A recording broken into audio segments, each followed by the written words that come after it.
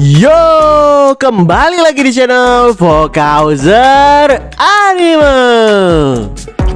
Jadi, karena banyak teman-teman yang meminta untuk membuatkan judul baru, maka kali ini kita akan memulai judul baru lagi ya kawan-kawan. Dan satu lagi, bantu tembusin like lebih 2000 supaya Mimin yakin kalau kawan-kawan semua cocok dengan alur cerita baru yang satu ini. Oke lah, jadi tanpa berlama-lama lagi, langsung aja kita mulai alur ceritanya. Dalam kobaran api gelap misterius, ada sesosok jiwa yang udah melewati banyak pertarungan yang gak terhitung jumlahnya. Sosok itu bernama Gruhon, terlahir kembali sebagai sebuah pedang. Kehadiran Gruhon sebagai pedang menjadikannya sebagai teman seperjuangan para warrior, sekaligus saksi bisu kehebatan para warrior legenda dalam mengebantai seluruh monster-monster yang berada di muka bumi. Selama ratusan tahun, pedang ini berpindah-pindah tangan dari satu master ke master lainnya. Gak heran, semua yang menjadi master Gruhon pasti bakal dikenang sebagai kesatria yang sangat hebat. Salah satu teman seperjuangan Gruhon yang sangat hebat adalah Leon Birch, yang awalnya cuma seorang bocah pedesaan biasa. Tapi jangan salah teman-teman, Leon Birch dan juga Gruhon ini saling bekerja sama dengan kompak mengalahkan banyak monster dalam pertarungan yang mengerikan. Mereka ngebantai monster-monster tersebut dalam pertarungan berdarah. Pencapaian mereka benar-benar luar biasa, sampai-sampai nggak ada siapapun yang bisa menandingi kehebatan mereka. Jadi pada suatu ketika mereka mendatangi sebuah pegunungan es yang diselimuti badai salju dan kilatan petir biru yang menyambar-nyambar. Siapa sangka di tengah amukan badai itu mereka bertemu dengan seekor naga raksasa putih bermata merah muda. Sang naga ini dikenal oleh mata dunia sebagai ancaman paling berbahaya di dunia. Ngelihat kehadiran Gruhon dan Leon Birch, naga tersebut mengibaskan ekornya dengan sangat keras, menghempaskan tubuh Leon Birch dengan cukup brutal. Tapi hebatnya Leon Birch bisa bertahan. Dia tetap berada di sana dan nggak ngerasa gentar sedikit pun karena Gruhon melindunginya dari efek hempasan yang lebih mematikan lagi. Hempasan demi hempasan napas langsung disemburkan oleh sang naga. Tapi sayangnya, semua serangan telang itu berhasil ditahan oleh Leon Birch secara sempurna dengan mengandalkan pedang kebanggaannya, Gruhon. Usai mengerahkan aura pekat di pedang dan sekujur tubuhnya dengan penuh keberanian, Leon Birch menerjang dan melompat tinggi sekuat tenaga, melambung tinggi ke udara untuk menyamakan posisi tingginya dengan kepala sang naga keparat itu. Sambil mencengkram Gruhon dengan cukup berat, tanpa ampun Leon Birch menghujani sang naga dengan rentetan tebasan raksasa yang menyilang ke seluruh tubuhnya, mengoyak paksa sisik hitam sang naga dari rahang yang menganga hingga ke ujung cakar. Gak ada perlawanan, raungan sang naga langsung dibungkam oleh sangkar cahaya pedang yang mencabik tubuhnya secara brutal. Kematian naga yang bernama White Dragon dari Frost Mountain Range menjadi pencapaian yang sangat hebat untuk Leon Birch. Reputasinya yang naik drastis membuat Leon Birch menjadi penguasa suatu negara. Hal yang sama juga terjadi kepada Gruhon. Dia menjadi simbol kehormatan dan keberanian sebagai legenda pedang yang gak terkalahkan. Makanya dia pun disimpan di tempat yang terhormat pula. Tibalah waktu di mana Leon Birch yang udah menua akhirnya mengajukan permohonan spesial kepada Gruhon. Gruhon, kumohon, awasilah keturunanku. Sejak saat itulah Gruhon dijaga dan diawasi secara turun-menurun sebagai pedang suci yang cuma boleh dipegang oleh keturunan langsung Leon Birch. Gruhon terus setia memegang janjinya selama puluhan bahkan ratusan tahun. Dia ingat kalau tugasnya setelah Leon Birch tiada adalah mengawasi para keturunannya. Jadi pada suatu hari ketika Gruhon sedang tertidur panjang, dia diusik oleh seorang bocah tengik, gendut dan juga serakah. Suara berisik dari bocah tengik yang mengguncang-guncang tubuh Gruhon tanpa henti bikin Gruhon makin kesal parah. Mulai sekarang akulah master dari pedang ini, teriak bocah itu nyengir kegirangan. Rasanya ngelihat Gruhon diayunkan sembarangan ini kayak ngelihat mainan murahan di pasaran. Dan hal itu bikin semua orang pengawal di sana langsung panik ketakutan. Sambil menjaga jarak dari si bocah, beberapa pengawal pun bilang, "Pangeran, itu benda yang gak boleh disentuh oleh siapapun kecuali Paduka Raja. Tolong dikembalikan ke tempat asalnya." Mendengarkan itu, Gruhon yang kaget luar biasa pun bilang dalam hati, "Apa? Pangeran? Si babi ini? Yang benar aja." Seiring pangeran malah makin cari ribut dengan para pengawal, Gruhon yang sulit percaya berinisiatif untuk ngecek status bocah tengik itu melalui authority appraisal miliknya. Setelah dicek, muncullah informasi tentang bocah gendut tersebut yang ternyata beneran dia punya nama belakang yang sama dengan kawan seperjuangannya dulu, Leon Birch. Saking shocknya, Gruhon sampai bilang, dari nama belakang Leon Birch ini dia benar-benar keturunan temanku, tapi sampah semacam ini keturunan Sword Saint, ujarnya dalam hati. Faktanya, bocah 16 tahun yang bernama Adrian Leon Birch itu nggak punya bakat dan sifatnya juga sangat arogan, pemalas, dan parahnya nggak ada satupun yang patut dibanggakan dari bocah tersebut. Dia benar-benar sangat jauh berbeda dari kriteria seorang Leon Birch. Gruhon sampai nggak habis pikir sekaligus bertanya-tanya bagaimana bisa teman seperjuangannya bisa punya keturunan dengan kualitas seampas ini. Keampasan itu makin diperparah saat Adrian berusaha mengangkat Gruhon dengan susah payah sambil bilang, dengan pedang ini bahkan raja maupun bangsawan gak akan lagi menganggap remeh diriku.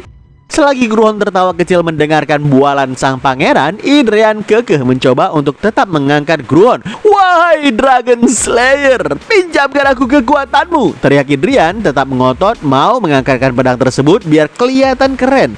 Berulang kali Adrian memanggil nama Gruhon, tapi Gruhon gak sudi memberikan kekuatannya untuk orang semacam Adrian ini. Sambil terus berteriak menyebutkan nama Gruhon berkali-kali, Adrian mengayunkan pedang di tangannya secara membabi buta. Tebasan-tebasan liar itu memicu kepanikan yang lebih parah dari sebelumnya. Para pelayan dan pengawal terpaksa mundur menjaga jarak agar nggak terluka oleh pedang yang di tangan Adrian itu. Beberapa pengawal bahkan berusaha membujuk pangeran agar nggak menghunuskan pedang sembarangan. Tapi alih-alih menuruti perkataan dari para pengawal, Adrian malah membentak dengan kasar ke semua orang yang berada di sana.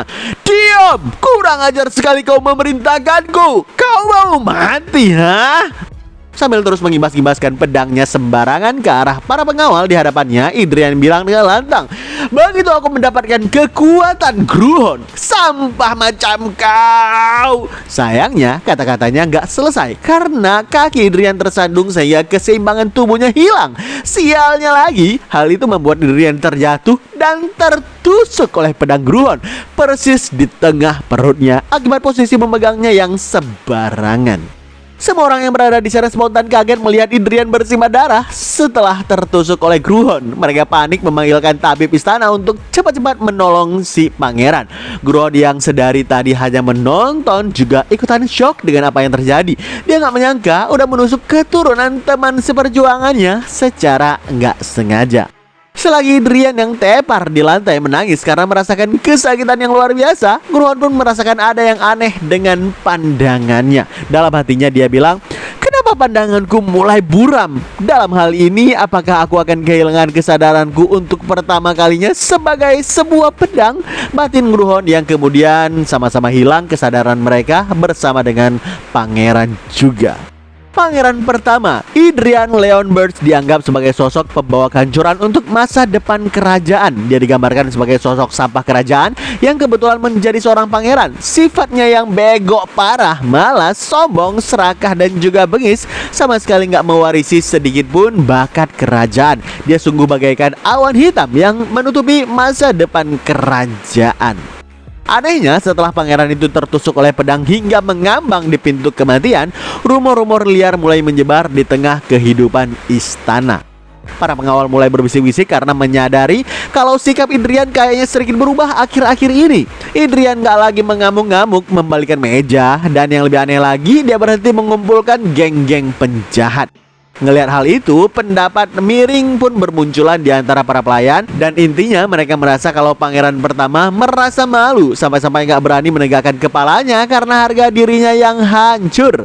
Namun bagi mereka, pangeran sampah ini hanya berubah sementara. Mereka yakin pasti cuma menunggu waktu sampai Adrian kembali ke tabiat busuknya semula. Selagi para pengawal sibuk menggosipi Adrian, di saat yang sama pula Adrian termenung sendirian di dalam kamarnya tanpa mengindahkan semua rumor kosong tersebut, sambil menatap galau dan kebingungan ke arah tubuh gempalnya itu yang mengenakan pakaian kebesaran kerajaan. Dengan gemetaran parah, Adrian mengatakan terbata-bata, "Aku telah membunuh keturunan rekanku dan mencuri tubuhnya." Ternyata jiwa yang sekarang ada di tubuh si gempal Adrian itu adalah Gruhon sendiri, si pedang suci legendaris. Kalau begitu, kemanakah perginya Adrian yang asli? Mungkin kita akan tahu nantinya. Atau Adrian yang asli udah mati kah? Tiba-tiba suara panik memecah keheningan kamar Idrian. Yang mulia telah tiba," kata para pelayan yang mendadak heboh. Salah seorang pelayan wanita maksain Idrian untuk cepat-cepat berpakaian demi menyambut kedatangan yang mulia. Merasa risih dengan keributan gak jelas itu, Idrian mendengus kesal dan bicara ngasal. "Seorang pria yang gak mengampuniku di pintu kematian sama sekali. Apa yang membawanya kemari?" Si pelayan mencoba mengingatkan Idrian untuk hati-hati karena para naik punya telinga yang tajam. Kalau mereka mendengarkan ada yang membicarakan yang mulia, maka akan jadi masalah yang besar. Tapi terlambat, sosok pria parubaya tahu-tahu udah berdiri di belakang pelayan tersebut. Dengan tatapan dingin, pria itu mengatakan, "Mereka bilang kau kembali dari kematian." Namun sifat pemarahmu itu sama sekali gak berubah. Ngelihat pria itu menghardiknya tanpa ampun, bahkan terang-terangan menyuruh Idrian untuk mati aja karena sang raja udah gak menaruh ekspektasi apapun kepadanya. Dibanding merasa tersinggung, Idrian justru diam kebingungan. Dia menatap lekat-lekat pria tua itu sambil sibuk menerka-nerka siapakah sosok orang yang berada di depannya saat ini. Sadar kalau Idrian gak kenal sama sekali dengan pria tersebut, pria itu pun membuka suara dan dia bilang, "Kita mungkin pernah memiliki ikatan murid dan guru. Apakah kau benar-benar akan berpura-pura gak mengenaliku sekarang?" Ternyata pria itu adalah mantan guru Idrian. Dengan tatapan sangat malas, Idrian ngasal menjelaskan kalau ingatannya lagi kacau parah. Makanya dia sama sekali gak kenal dengan sosok pria tua yang berada di hadapannya sekarang. Sang guru tentu aja kaget bukan main mendengarkan hal tersebut dari mulut Idrian. Belum sempat dia menginterogasi Idrian lebih jauh, tiba-tiba terdengar teriakan lantang dari luar kamar, "Yang mulia raja telah tiba!" Jadi dia inikah ayah si berandalan ini, gumam Gruhon dalam hatinya sambil melihat sosok raja yang masuk ke kamarnya, di mana kedatangannya langsung disambut oleh semua orang yang berada di dalam ruangan.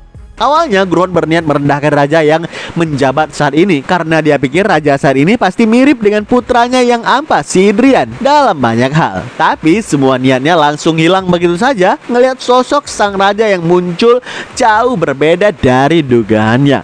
Dia sangat berwibawa, tinggi, dan punya aura seorang raja.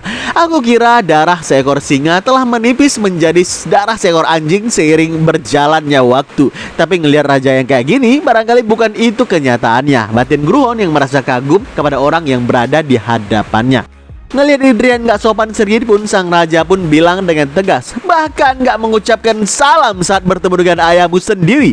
Jadi sekedar berhadapan dengan kematian sebenarnya gak mengubah seseorang, bukan? Mendengarkan itu, mantan guru Idrian mendekat ke raja dan dia bilang kalau Idrian sebenarnya sedang hilang ingatan. Makanya sulit baginya untuk mengingat sesuatu ataupun seseorang. Penjelasan itu sontak aja memicu kepanikan dari para pengawal. Mereka nggak percaya tabib istana gagal melaporkan masalah serius ini. Makanya si tabib pun dipanggil ulang untuk memeriksa tubuh pangeran sekali lagi. Usai tabib istana datang dan memeriksa kembali tubuh Idrian dengan teliti, dia pun menjelaskan ke raja kalau nggak ada tanda-tanda kelainan dari tubuh Idrian. Menurutnya, Idrian memang mengalami shock psikologi akibat insiden tertusuk pedang waktu itu. Hal itulah yang ngebuat Idrian jadi hilang ingatan untuk sementara waktu, kayak sekarang menurut si tabib. Mendengarkan penjelasan tersebut, sang raja yang berdiri mengawasi Idrian dengan seksama memasang raut wajah keras-keras sambil menggumamkan pelan kalau Idrian beneran lagi kehilangan ingatan. Di saat bersamaan, Gruhon yang berada di tubuh Idrian cuma bisa menelan ludahnya. Dia takut kalau kebohongan dan aktingnya terbongkar. Kalau ketahuan dia bakal mampus karena udah membohongi seorang raja. Sambil ngelihat Idrian dengan tajam dari atas sampai dengan bawah, sang raja bilang, "Meyakinkan sekali. Jadi kalau kau bilang kau gak ingat sekarang, apa itu artinya semua yang telah kau lakukan hingga sekarang hilang begitu saja?" Terkadang seorang mungkin membuat pilihan yang keliru dan mungkin melakukan tindakan yang kejam oleh semua orang. Kalau seseorang itu menyadari kesalahannya dan gak pernah mengulanginya lagi, itu bisa dibilang adalah proses belajar dan bertumbuh. Tapi kau melupakan semua itu, kata sang raja yang emosinya semakin tak terkontrol. Dengan nada tinggi, raja kembali membentak, "Kau sama sekali belum mengambil satu langkah pun untuk menebus kesalahanmu masa lalu. Lalu bagaimana caramu bisa bergerak maju?" Bentakan itu sampai membuat mantan guru Idrian harus menenangkan raja yang marah-marah kepada anaknya. Ngelihat reaksi sang raja, Gruhon jelas langsung mengerti kalau sekarang dia terjebak dalam masalah yang besar. Jangankan berharap diperlakukan kayak seorang pangeran kerajaan, bahkan diperlakukan seperti seorang manusia oleh seisi penghuni istana aja belum tentu. Sebenarnya apa aja sih yang udah dilakukan oleh bocah ini di masa lalunya sampai-sampai orang-orang yang berada di sini sangat membencinya. Batin Gruhon yang penasaran sekaligus kesal. Begitu sang raja cabut meninggalkan Idrian, giliran ratu yang mendekat. Berbeda dengan perlakuan raja yang emosian, sang ratu justru langsung memeluk erat Idrian layaknya seorang ibu yang penuh kasih sayang. Dia memaklumi semua insiden yang terjadi, bahkan gak keberatan juga jika ingatannya itu gak kembali. Mendengar sang ratu mewanti-wanti agar jangan pernah menyentuh benda berbahaya lagi dengan alasan dirinya gak sanggup membayangkan hal buruk lain terjadi kepada anak kesayangannya itu, Gruhon merasa bersalah karena Idrian yang asli udah mati dan hal itu benar-benar menjadi beban berat baginya sekarang. Setelah ratu pergi saat hari udah malam, Gruhon kembali menenangkan dan merenungkan banyak hal di kamarnya. Dulu sebelum Leonbirds meninggal, dia meminta Gruhon untuk menjaga keturunannya dan Gruhon udah berjanji kepada Leonbirds untuk melakukan hal tersebut. Tapi sekarang alih-alih menjaganya, dia justru gak sengaja menghabisi Idrian yang asli, bahkan juga mengambil alih tubuhnya. Usai mengakui kesalahannya yang udah menghabisi sang pangeran, Gruhon bilang dalam hati, yang udah terjadi, biarlah terjadi. Aku hanya akan hidup dengan baik atas orang-orang yang telah mati. Dilahirkan kembali sebagai seorang pedang, aku malah menghabiskan hidupku untuk membereskan kekacauan yang dibuat oleh orang lain. Meskipun tubuh gendut ini gak punya bakat sama sekali, itu gak penting. Kekuatan selalu bisa dibentuk kembali. Udah berapa banyak orang yang telah kubesarkan. Batin Gruhon yang merasa bangga pernah menjadi mentor bagi banyak warrior legend di masa lalunya. Sebagai langkah pertama untuk menjalani kehidupannya sebagai Idrian, Gruhon melakukan pembentukan mana heart. Dia menghisap mana yang ada di sekitarnya ke dalam tubuh barunya ini. Tapi setelah dicoba ternyata cara tersebut gak berhasil semudah yang ada di dalam bayangan Gruhon. Mana yang udah dikumpulkan ke dalam tubuh Idrian langsung hilang begitu saja dalam sekejap mata. Dia pun terus mencoba dengan cara yang sama dan ya lagi-lagi selalu berakhir gagal. Sampai akhirnya setelah sekian banyak percobaan, Gruhon merasa lelah. Dia menjatuhkan dirinya dengan berlutut ke dalam keputusasaan dan berkucuran keringat. Gruhon pun berteriak dalam hati, apa-apaan tubuh merepotkan ini? Seandainya aku punya tubuh asliku, batin Gruhon yang kecewa berat pada kondisi tubuh Idrian yang sama ampasnya dengan wataknya. Di sela ratapan penyesalannya, tiba-tiba seorang pelayan datang membawakan obat. Dengan sangat berhati-hati, dia pun menyampaikan kalau obat tersebut adalah pemberian yang mulia ratu untuk memulihkan tubuh Idrian. Usai mengucapkan agar Idrian mempertimbangkan kebaikan sang ratu, si pelayan harap-harap cemas agar pangeran gak menolak mentah-mentah obat kali ini. Jujur dia masih takut kalau Idrian melemparkan lagi cangkir obat tersebut ke arahnya seperti hari kemarin. Namun siapa sangka reaksi Idrian hari ini jauh berbeda dibandingkan apa yang pelayan lihat kemarin. Karena Gruhon yang melihat cangkir itu dengan seksama, dia mendapati ada secercah mana yang terkandung di dalamnya. Tanpa banyak basa-basi, Idrian pun mengambil obat tersebut dan meneguknya dengan sekali tegukan. Lalu dia meminta kepada pelayan untuk cepat pergi, yang membuat dia shock di tempat dan mematuhi ucapan Idrian begitu saja. Setelah pelayan pergi, Gruhon ataupun Idrian mencoba lagi mengumpulkan mana dengan cara yang sama seperti yang sebelumnya. Sambil memejamkan matanya dan menarik napas dalam-dalam, Gruhon memusatkan fokus pada telapak tangannya yang terbuka. Detik berikutnya, aura biru terang mulai berputar di atas telapak tangannya yang langsung menyelimuti sekujur tubuhnya. Ngelihat cara itu berhasil, Gruhon lumayan puas. Cairan itu memberikan sedikit kemanjuan. Sangat disayangkan mana yang sebelumnya berhasil dikumpulkan menghilang begitu saja tanpa jejak keesokan harinya karena jumlah yang dikumpulkan itu terlalu kecil. Makanya Gruhon mulai rutin meminta si pelayan untuk terus memberikan obat tersebut kepadanya. Selama beberapa hari, Idrian terus melatih dirinya mengumpulkan mana di telapak tangan hingga akhirnya sebuah mana heart benar-benar terbentuk. Dengan pengalamannya yang udah berkali-kali ngebuat mana heart tersebut, nggak heran kalau dia bisa melakukannya dengan mata tertutup. Easy man, easy. Tapi di detik selanjutnya, Idrian ngerasakan sakit luar biasa yang menyerang dari dalam tubuhnya. Dia langsung teringat kalau ngebentuk mana heart itu ada harga yang harus dibayar. Harga tersebut adalah rasa sakit yang teramat sangat, seolah organ di dalamnya terbakar dan rasanya mau meledak. Sekarang dia mengerti kenapa dulu para ksatria yang didampinginya selalu mengeluh kesakitan saat melewati fase ini. Aku nggak boleh kehilangan kesadaran. Kalau aku pingsan di sini, mananya akan mengalir balik. Aku harus fokus, batin Gruhon sambil menguatkan tekadnya. Gruhon segera mencengkram gumpalan mana miliknya yang sedang mengamuk tersebut. Nggak pakai buru-buru, secara perlahan dia menuntun jalur mana untuk mengalir ke jantung bagian kanan. Seiring aliran mana tersebut stabil di dalam jantung, mana har pun terbentuk dengan sempurna. Gruhon yang puas telah memiliki mana harnya sendiri, dia pun mengepalkan tangannya sambil berteriak, "Selesai! Akhirnya selesai! Aku berhasil menciptakan sebuah mana har!" Baru aja mengatakan tersebut, tiba-tiba sebuah status window muncul di hadapan Gruhon. Dan gak pakai lama dia langsung kenal dengan layar tersebut. Itu adalah panel pesan yang sama persis kayak yang sering dikirimkan ke tuan-tuan lamanya dulu, waktu dia masih menjadi sebuah pedang. Lalu kenapa ini malah muncul kepadaku sekarang? Tanya Gruhon keheranan.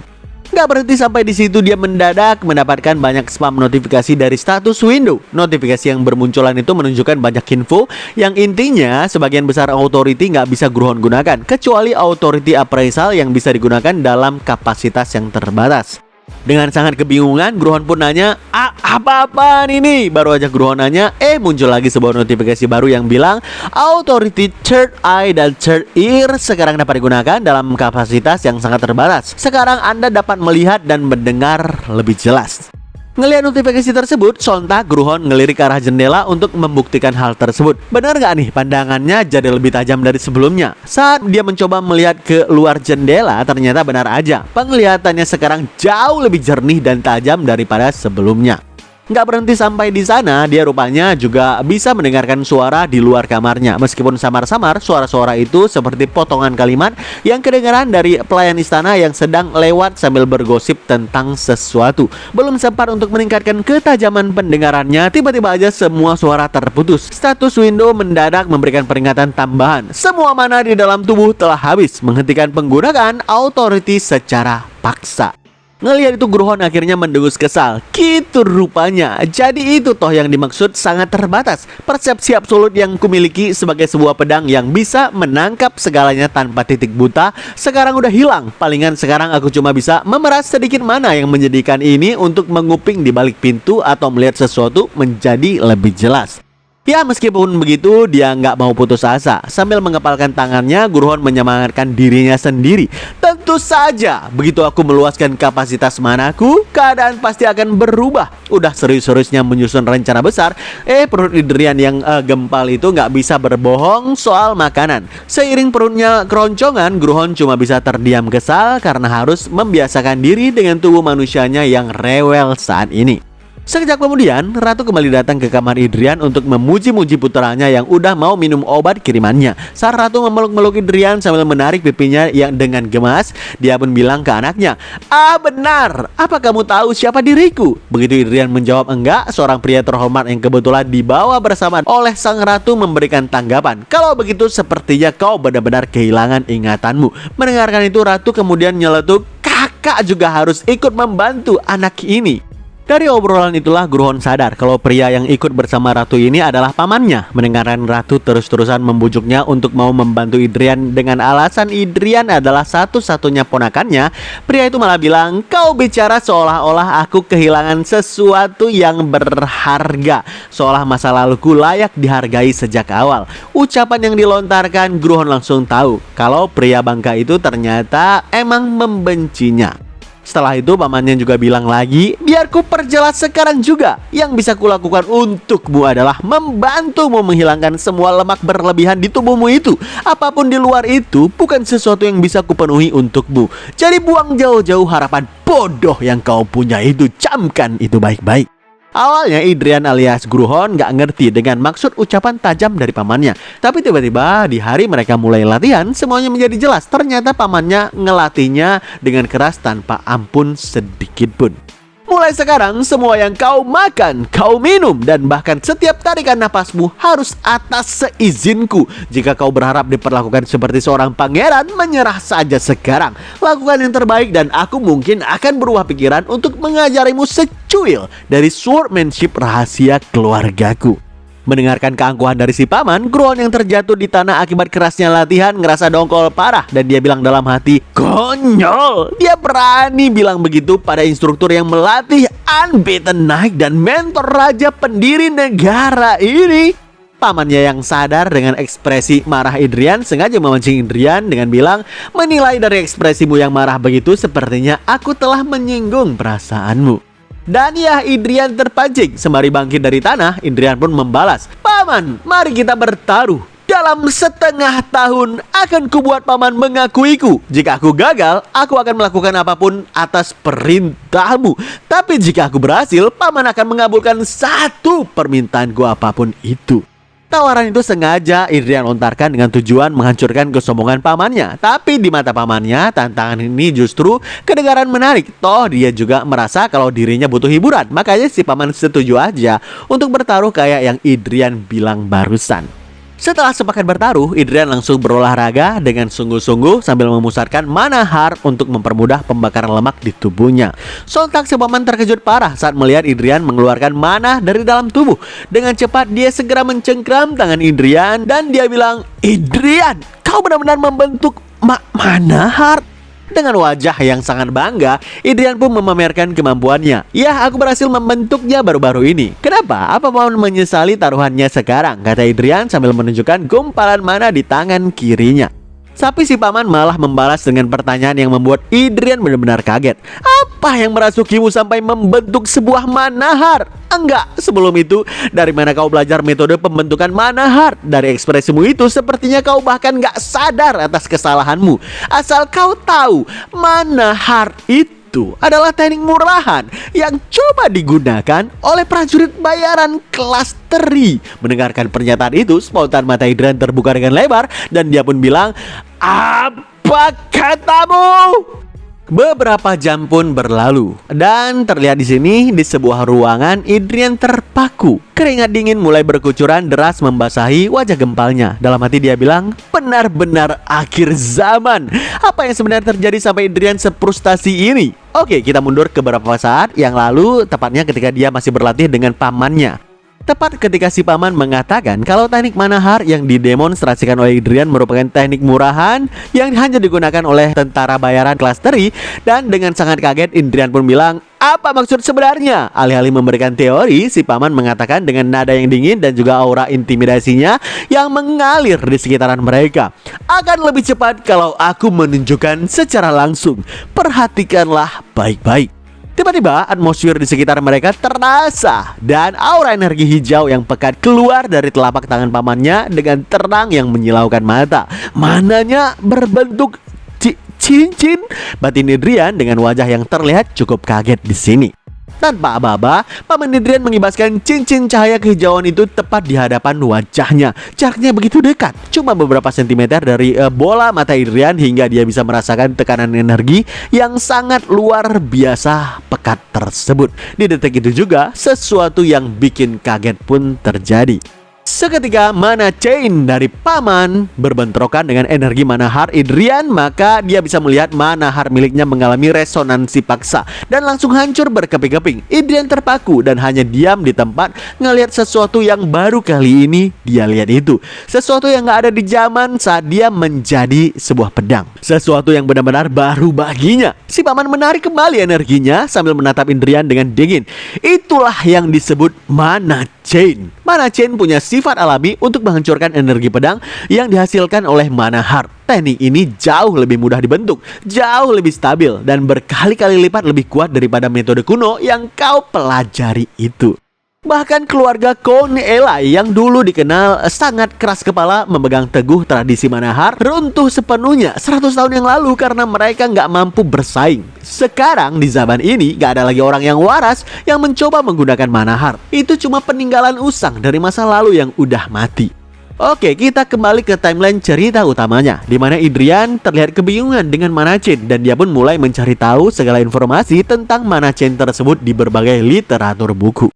Sambil fokus membaca lembar demi lembar, Idrian menggerutu. Beneran dah, zaman udah berubah. Jadi berdasarkan literatur tersebut, para magis sekarang merangkai mana mereka membentuk lingkaran dengan konsentrasi tinggi yang disebut sebagai circle. Di sisi lain, para naik malah menggunakan pendekatan yang berbeda. Mereka merangkai mana ke dalam bentuk cincin yang dikenal dengan istilah mana chain. Kehebatan seorang ksatria sekarang diukur dari seberapa banyak rangkaian cincin yang mampu mereka bentuk dan juga pertahankan. Dalam teori ini, kekuatan tersebut terbagi ke dalam tingkatan yang sangat jelas. Dimulai dari tingkatan dasar yaitu single chain, lalu ditingkat dengan double chain dan triple chain, lalu ranah ksatria tangguh di level quad chain, dan puncaknya sebuah pencapaian yang sangat langka, yaitu berada di ranah penta chain. Ya, ini bukanlah seni sampingan yang gak masuk akal, gumam Idrian sambil melihat buku tebal yang berada di hadapannya. Terlihat Idrian mengejutkan keningnya dalam-dalam melihat satu nama yang tertulis di lembar halaman buku tersebut. Altrigen. Altrigen ya, kata Idrian yang berusaha keras mengingat nama yang terdengar gak asing di ingatannya itu. Tiba-tiba potongan memori yang samar tadi mendadak jelas dalam ingatannya. Ya, sekarang dia ingat siapa sebenarnya sosok Altrigen yang disebutkan dalam buku tersebut dan apa hubungannya di antara mereka berdua. Di dalam ingatannya dia melihat sosok pria kekar dengan otot sekeras baja sedang berdiri angkuh dan auranya seakan mengintimidasi orang-orang. "Apa kau Sword Saint yang hebat itu?" tanya pria tersebut dengan suara yang berat. Lalu dia pun memperkenalkan dirinya dengan penuh rasa bangga. "Namaku Ernest Altrigen. Aku datang untuk melihat siapa yang lebih pantas mendapatkan gelar Sword Saint."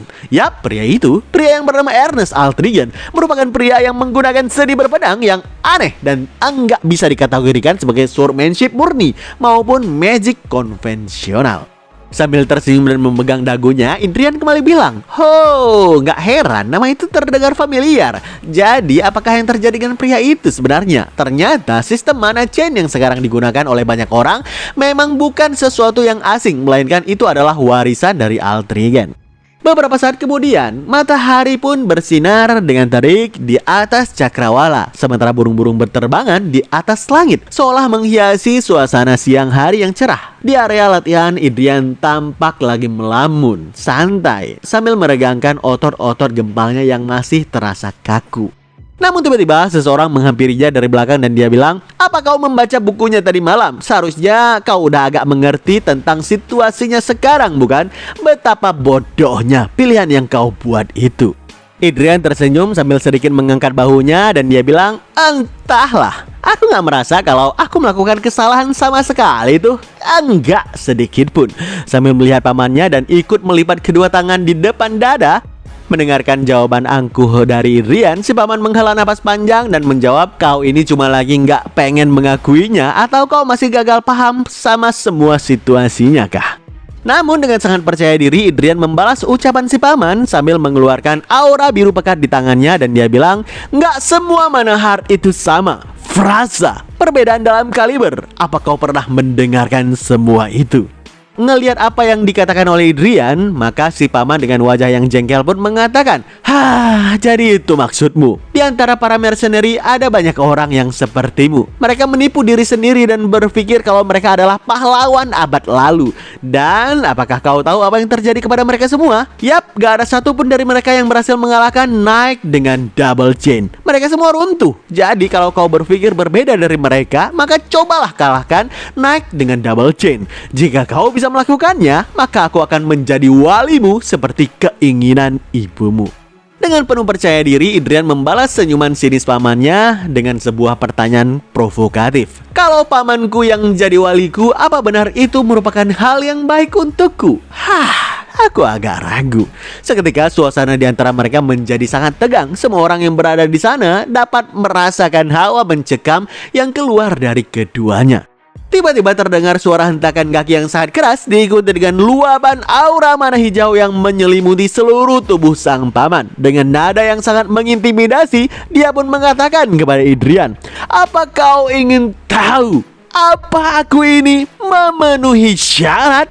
Aura intimidasi dan juga aura mana mengalir di tubuh si paman. Terlihat lantai retak-retak yang membuat prajurit di sekitaran juga ikut bergetar. Dengan intimidasi tingkat tinggi itu, si paman mengatakan lagi, "Aku ada adalah seorang clone dari kerajaan ini dan juga komandan Northern Army, penguasa Blackspear Lancer, dan salah satu dari Five Silver Lion yang melayani Yang Mulia, orang yang telah merangkai 4 cincin naik Quad Chain, Bel Valerhart. Itulah mungkin nama pria yang suatu hari nanti akan ada berdiri di belakangmu. Apa kualifikasi itu? Belum cukup.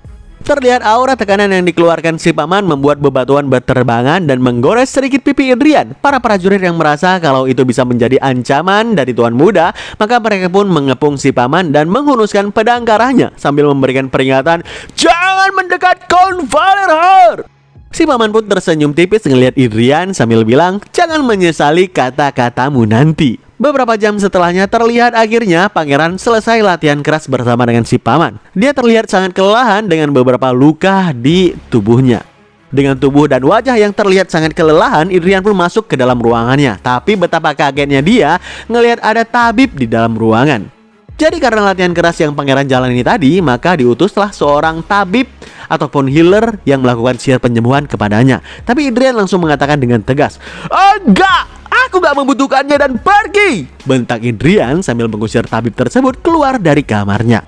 Setelah Idrian menggerutu dan dia bilang, mencoba semua yang aku usahakan hari ini menjadi sia-sia kah? Naik pengawal pangeran cuma diam aja ngeliat gelagat dari Idrian yang aneh baginya. Beberapa jam kemudian, ketika Idrian lagi asik makan dengan lahapnya, tiba-tiba pintu kamarnya langsung dibuka dan seseorang langsung masuk dan bilang, "Kakak di dalam." Terlihat seorang pria berambut coklat dengan seragam bangsawan lengkapnya menyelonong masuk dan nyamperin Idrian. Terlihat si kawan itu menyilangkan kedua tangannya di depan dada sambil ngelihat ke arah Idrian dengan tatapan yang cukup meremehkan. Idrian yang kebingungan pun bilang dalam hatinya, ada apa dengan si kawan ini? Siapa dia?" Namun si pengawal yang tahu kalau Idrian kebingungan karena memang setahu mereka si pangeran ini kehilangan ingatannya, maka si pengawal pun mendekat dan berbisik, "Dia adalah tuan muda pangeran ketiga. Aku dengar kau terluka, tapi kelihatannya nggak seburuk dugaanku." Sayang sekali, kata si pangeran ketiga itu. Tapi terlihat Idrian nggak terpancing. Dia pun menjawab dengan santai, "Terus, apa yang mau kau bicarakan datang kemari? Apa kau datang cuma untuk mengajak berkelahi? Kayaknya seorang pangeran nggak punya hal yang lebih baik untuk dilakukan kah?" Mendapatkan jawaban seperti itu dari orang yang diremehkan olehnya, si pangeran ketiga pun terlihat kesal sambil bilang dalam hatinya, "Sialan, beraninya orang bodoh yang menusuk dirinya sendiri dengan pedang membalas ucapanku seperti itu." Si pangeran ketiga pun mendekati Idrian dan dia bilang, "Ku dengar kau bertaruh dengan Count Valerhart ya? Duel melawan Naik Double Chain kah?" Sangat lucu. Jadi gini aja, bagaimana kalau aku yang akan menjadi lawanmu? Setelah pangeran ketiga pergi, Idrian pun meminta pengawalnya yang berada di belakangnya untuk menjelaskan secara terperinci tentang pangeran ketiga itu. Jadi si pengawal mulai menjabarkan kalau pangeran ketiga bernama Gillian dan dia terkenal dengan swordmanship-nya sejak kecil. Sejak umur 14 tahun, Gillian ini udah berhasil menembus double chain. Namun tiba-tiba seorang pelayan masuk dengan tergesa-gesa membawa setumpukan surat dan dia bilang, Maaf Yang Mulia mengganggu pembicaraan Anda, tapi ada banyak surat yang ditunjukkan kepada Anda." Tentu ngelihat itu Idrian cukup heran. Kenapa orang-orang yang awalnya nggak peduli padanya tiba-tiba mengirimkan surat? Tapi ketika dia melihat beberapa isi dari suratnya, ternyata semua surat-surat itu adalah permintaan untuk duel. Ada yang meminta dengan cara seperti, "Apakah Anda membutuhkan rekan latihan?" Intinya dengan kata lain, mereka adalah bajingan yang mengirimkan surat-surat ini. Niat mereka sebenarnya adalah ingin menghajar pangeran atau Idrian melalui cara yang resmi. Oleh sebab itu Idrian dengan cukup kesal karena dia diremehkan sampai segininya, dia pun menyuruh pelayannya untuk mencatat seluruh nama-nama yang mengirimkan surat-surat tersebut dan dia akan meladeni mereka satu persatu. Sehari pun berlalu dan keesokan paginya kembali ke rutinitas berlatihnya. Namun tiba-tiba sebuah pedang kayu dilemparkan ke lantai dan si paman mengatakan, "Ambil pedangnya, kita akan berlatih swordmanship. Setidaknya kau harus tahu sedikit swordmanship karena aku nggak mau mendengarkan alasan bodoh nantinya ketika kau kalah telak." Idrian pun menjongkok dan mengambil pedangnya sambil menggerutu. Kampret dah, padahal kan dia bisa memberikannya baik-baik. Namun, tiba-tiba sendi-sendi di tubuh Idrian terlihat kaku dan kesakitan. Si paman yang menyadari sesuatu langsung mendekat dan dia bilang sambil berkeringat, Tunggu. Jangan bilang kau belum mendapatkan healing magic." Si pangeran pun menjawab dengan jelas, seharusnya sebagai seorang knight kau juga tahu bukan, healing magic akan menyembuhkan otot dengan instan. Tapi dengan begitu nggak akan bisa membuat otot-otot itu berkembang. Semuanya akan sia-sia kalau aku di healing. Si paman yang mendengarkan pernyataan telak dari ponakannya hanya bisa diam. Dia tahu karena apa yang diomongkan oleh Indrian ini memang benar adanya. Hal itu membuat dia sadar kalau selama ini ada bagian dari logikanya yang masih agak salah soal pertumbuhan fisik murni. Tanpa basa-basi, si paman pun langsung balik badan dan dia bilang, "Baiklah, bukan itu yang mau kubahas hari ini. Perhatikan baik-baik karena aku nggak akan menunjukkannya dalam 2 kali. Ini adalah teknik latihan pedang kerajaan yang wajib dipelajari semua kesatria buat membangun pondasi mereka."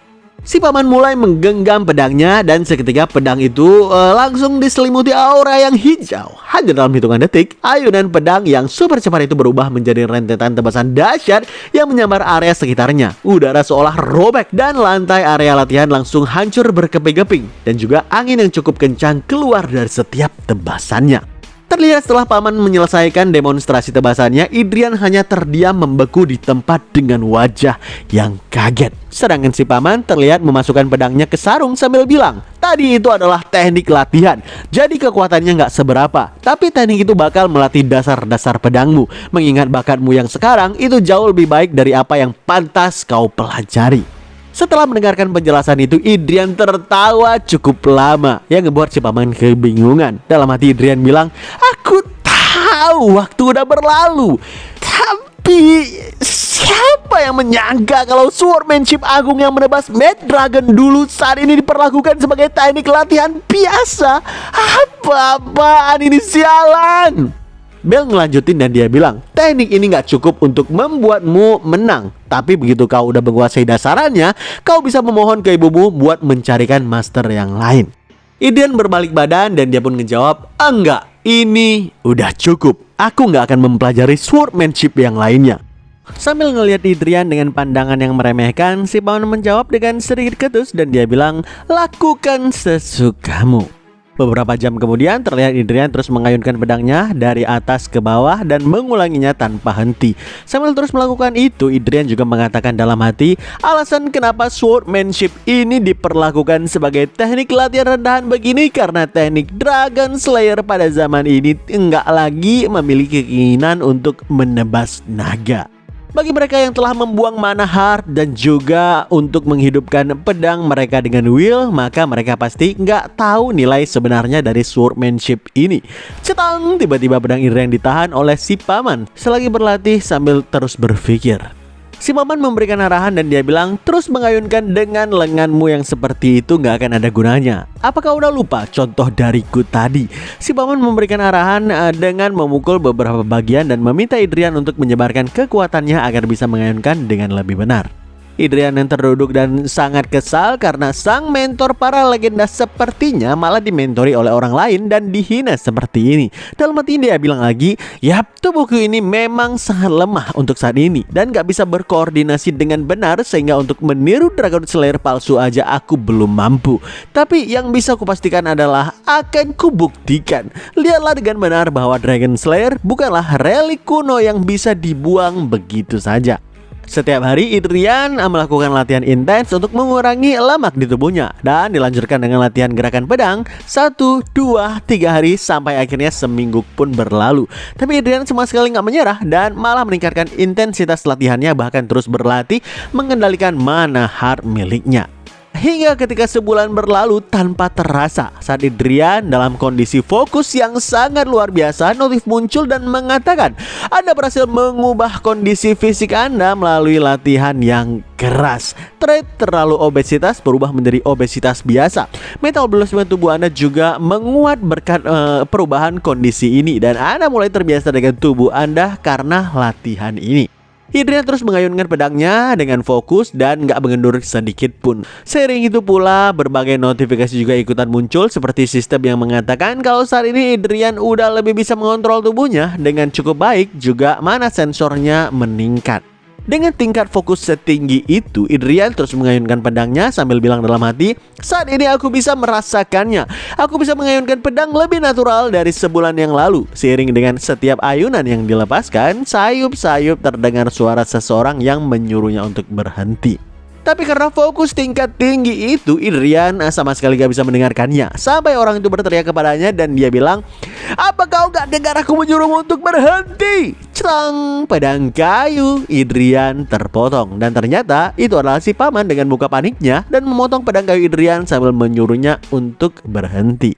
Darah berceceran di tangan sang pangeran dan ternyata saat ini suasana sedang hujan lebat. Idrian sama sekali nggak menyadari hal tersebut. Di depannya dia melihat kayu yang disambar oleh petir baru saja dan hancur. Dengan keringat di wajahnya, paman berteriak, "Goblok, kenapa kau berlatih di cuaca seburuk ini? Kalau yang kau ayunkan adalah pedang sungguhan, maka kau pasti akan terkena petirnya."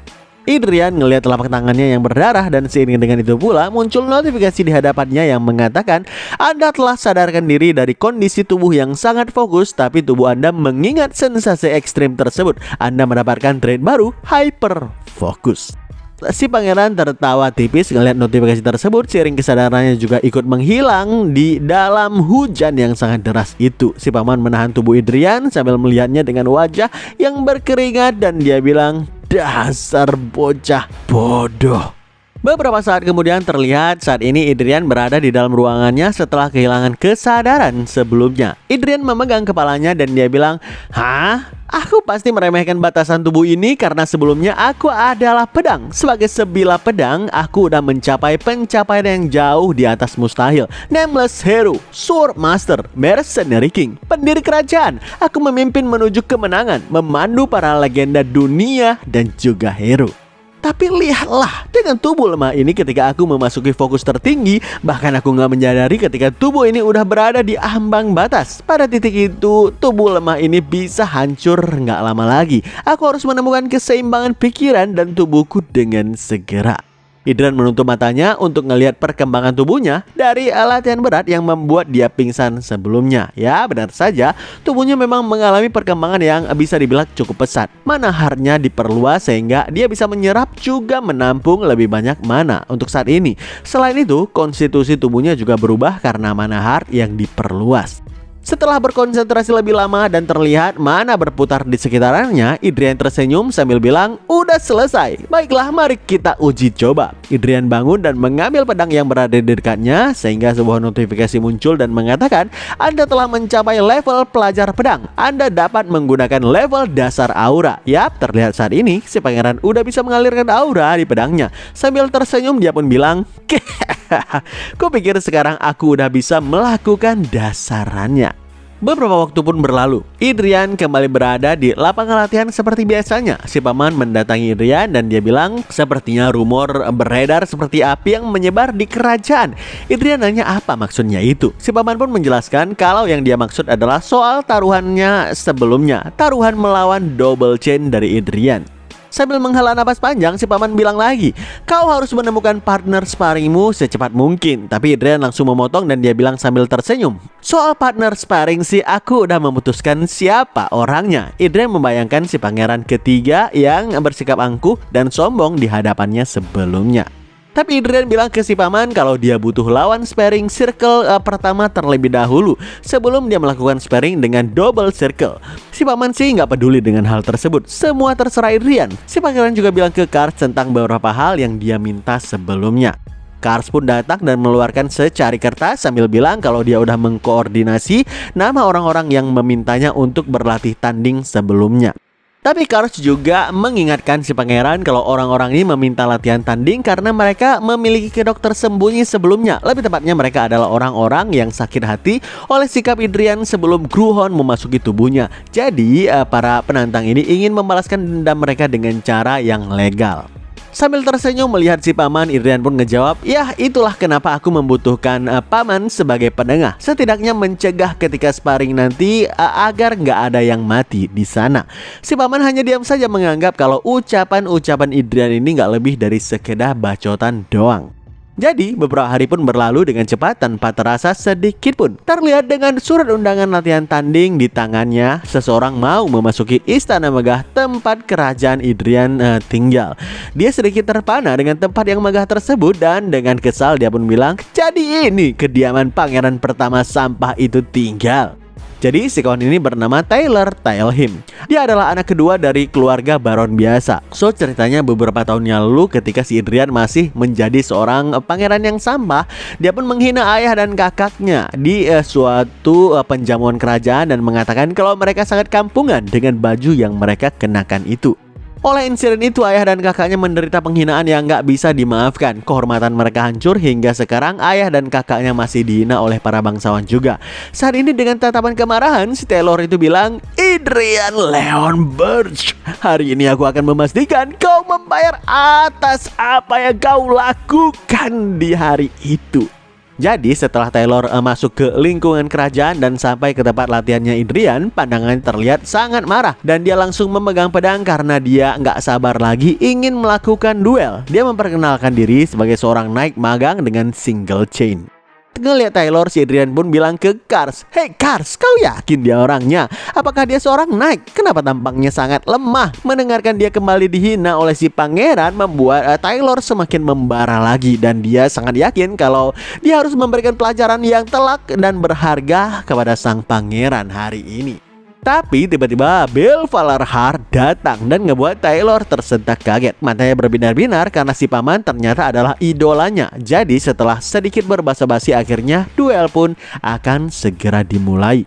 Saat si paman memberikan tanda kalau duel akan segera dimulai, seketika Taylor langsung mengeluarkan aura single chainnya dan memusatkan aura di sekitaran tubuhnya. Lalu sambil tersenyum tipis dan menerjang ke arah Idrian, dia pun bilang, "Jadi yang mulia, mohon berhati-hatilah." Ketika Idrian ngelihat si Taylor melompat, dia pun tersenyum dan bilang, "Terlalu banyak gerakan yang sia-sia." Manahar pun dipusatkan di sekitaran tubuhnya Idrian sehingga menghasilkan aura yang menahan serangan Taylor, bahkan menghempaskannya ke belakang dengan cukup jauh. Tentu melihat itu Taylor sangat kaget dan dia bilang, "Hah? Bukankah itu adalah Manahar? Manahar seharusnya nggak bisa memblokir Mana Chain, bukan?" Tapi Idrian dengan santai mengarahkan pedangnya ke atas dengan aura yang cukup pekat sambil bilang lagi, yakin nih, itu cuma terasa sedikit geli pada aku kok. Tapi bukan cuma aura yang keluar dari pedang Idrian, tapi pedangnya menghasilkan suara yang cukup aneh sehingga orang-orang di sekitaran itu beneran kaget dan berkeringat mendengarkannya. Mereka bilang, pedangnya bersuara. Si paman juga ikutan kaget dan mengatakan, mungkinkah itu sword cry? Tapi si Taylor menolak terintimidasi. Dia langsung menerjang ke arah Idrian tanpa memikirkan apapun lagi sambil berteriak, "Itu gak mungkin, bukan? Mana mungkin?" Tebasan demi tebasan yang dilancarkan oleh Taylor ditepis dan ditahan juga diparry dengan sangat presisi oleh Idrian. Lalu setelah seluruh kombinasi serangan Taylor dikeluarkan dan dia terlihat cukup shock karena setiap serangan kebanggaannya bisa ditahan dengan gampang oleh si pangeran sampah. Hei, kau anak kedua dari Baron Talheim, bukan? Kau harus mendinginkan kepalamu terlebih dahulu. Lalu dalam sekejap Idrian menutup matanya dan memfokuskan seluruh inderanya. Sangat fokus sampai terasa dia tenggelam pada kefokusannya sendiri. Idrian mengatakan di dalam alam bawah sadarnya sendiri, "Oh, bagian dari jiwaku." Setelah dia mengatakan itu, tiba-tiba rentetan notifikasi muncul. Manahar menerima kehendak Anda. Kehendak terdalam dari Dragon Slayer telah bangkit. Notifikasi lainnya juga mengatakan, jantung dari Dragon Slayer diaktifkan. Terlihat di sini mata Idrian menyala dan seiring dengan itu pula aura yang terpancar di sekitar Idrian berganti menjadi merah yang pekat. Dengan fokus tingkat tinggi tersebut, Idrian pun bilang, "Akan kutunjukkan kekuatan sebenarnya dari Dragon Slayer Style." Kekuatan terpendam yang bertujuan menghabisi para dragon di masa lalu. Notifikasi susulan muncul dan mengatakan energi yang mengalir dari jantung Dragon Slayer bersatu dengan pedang Dragon Slayer.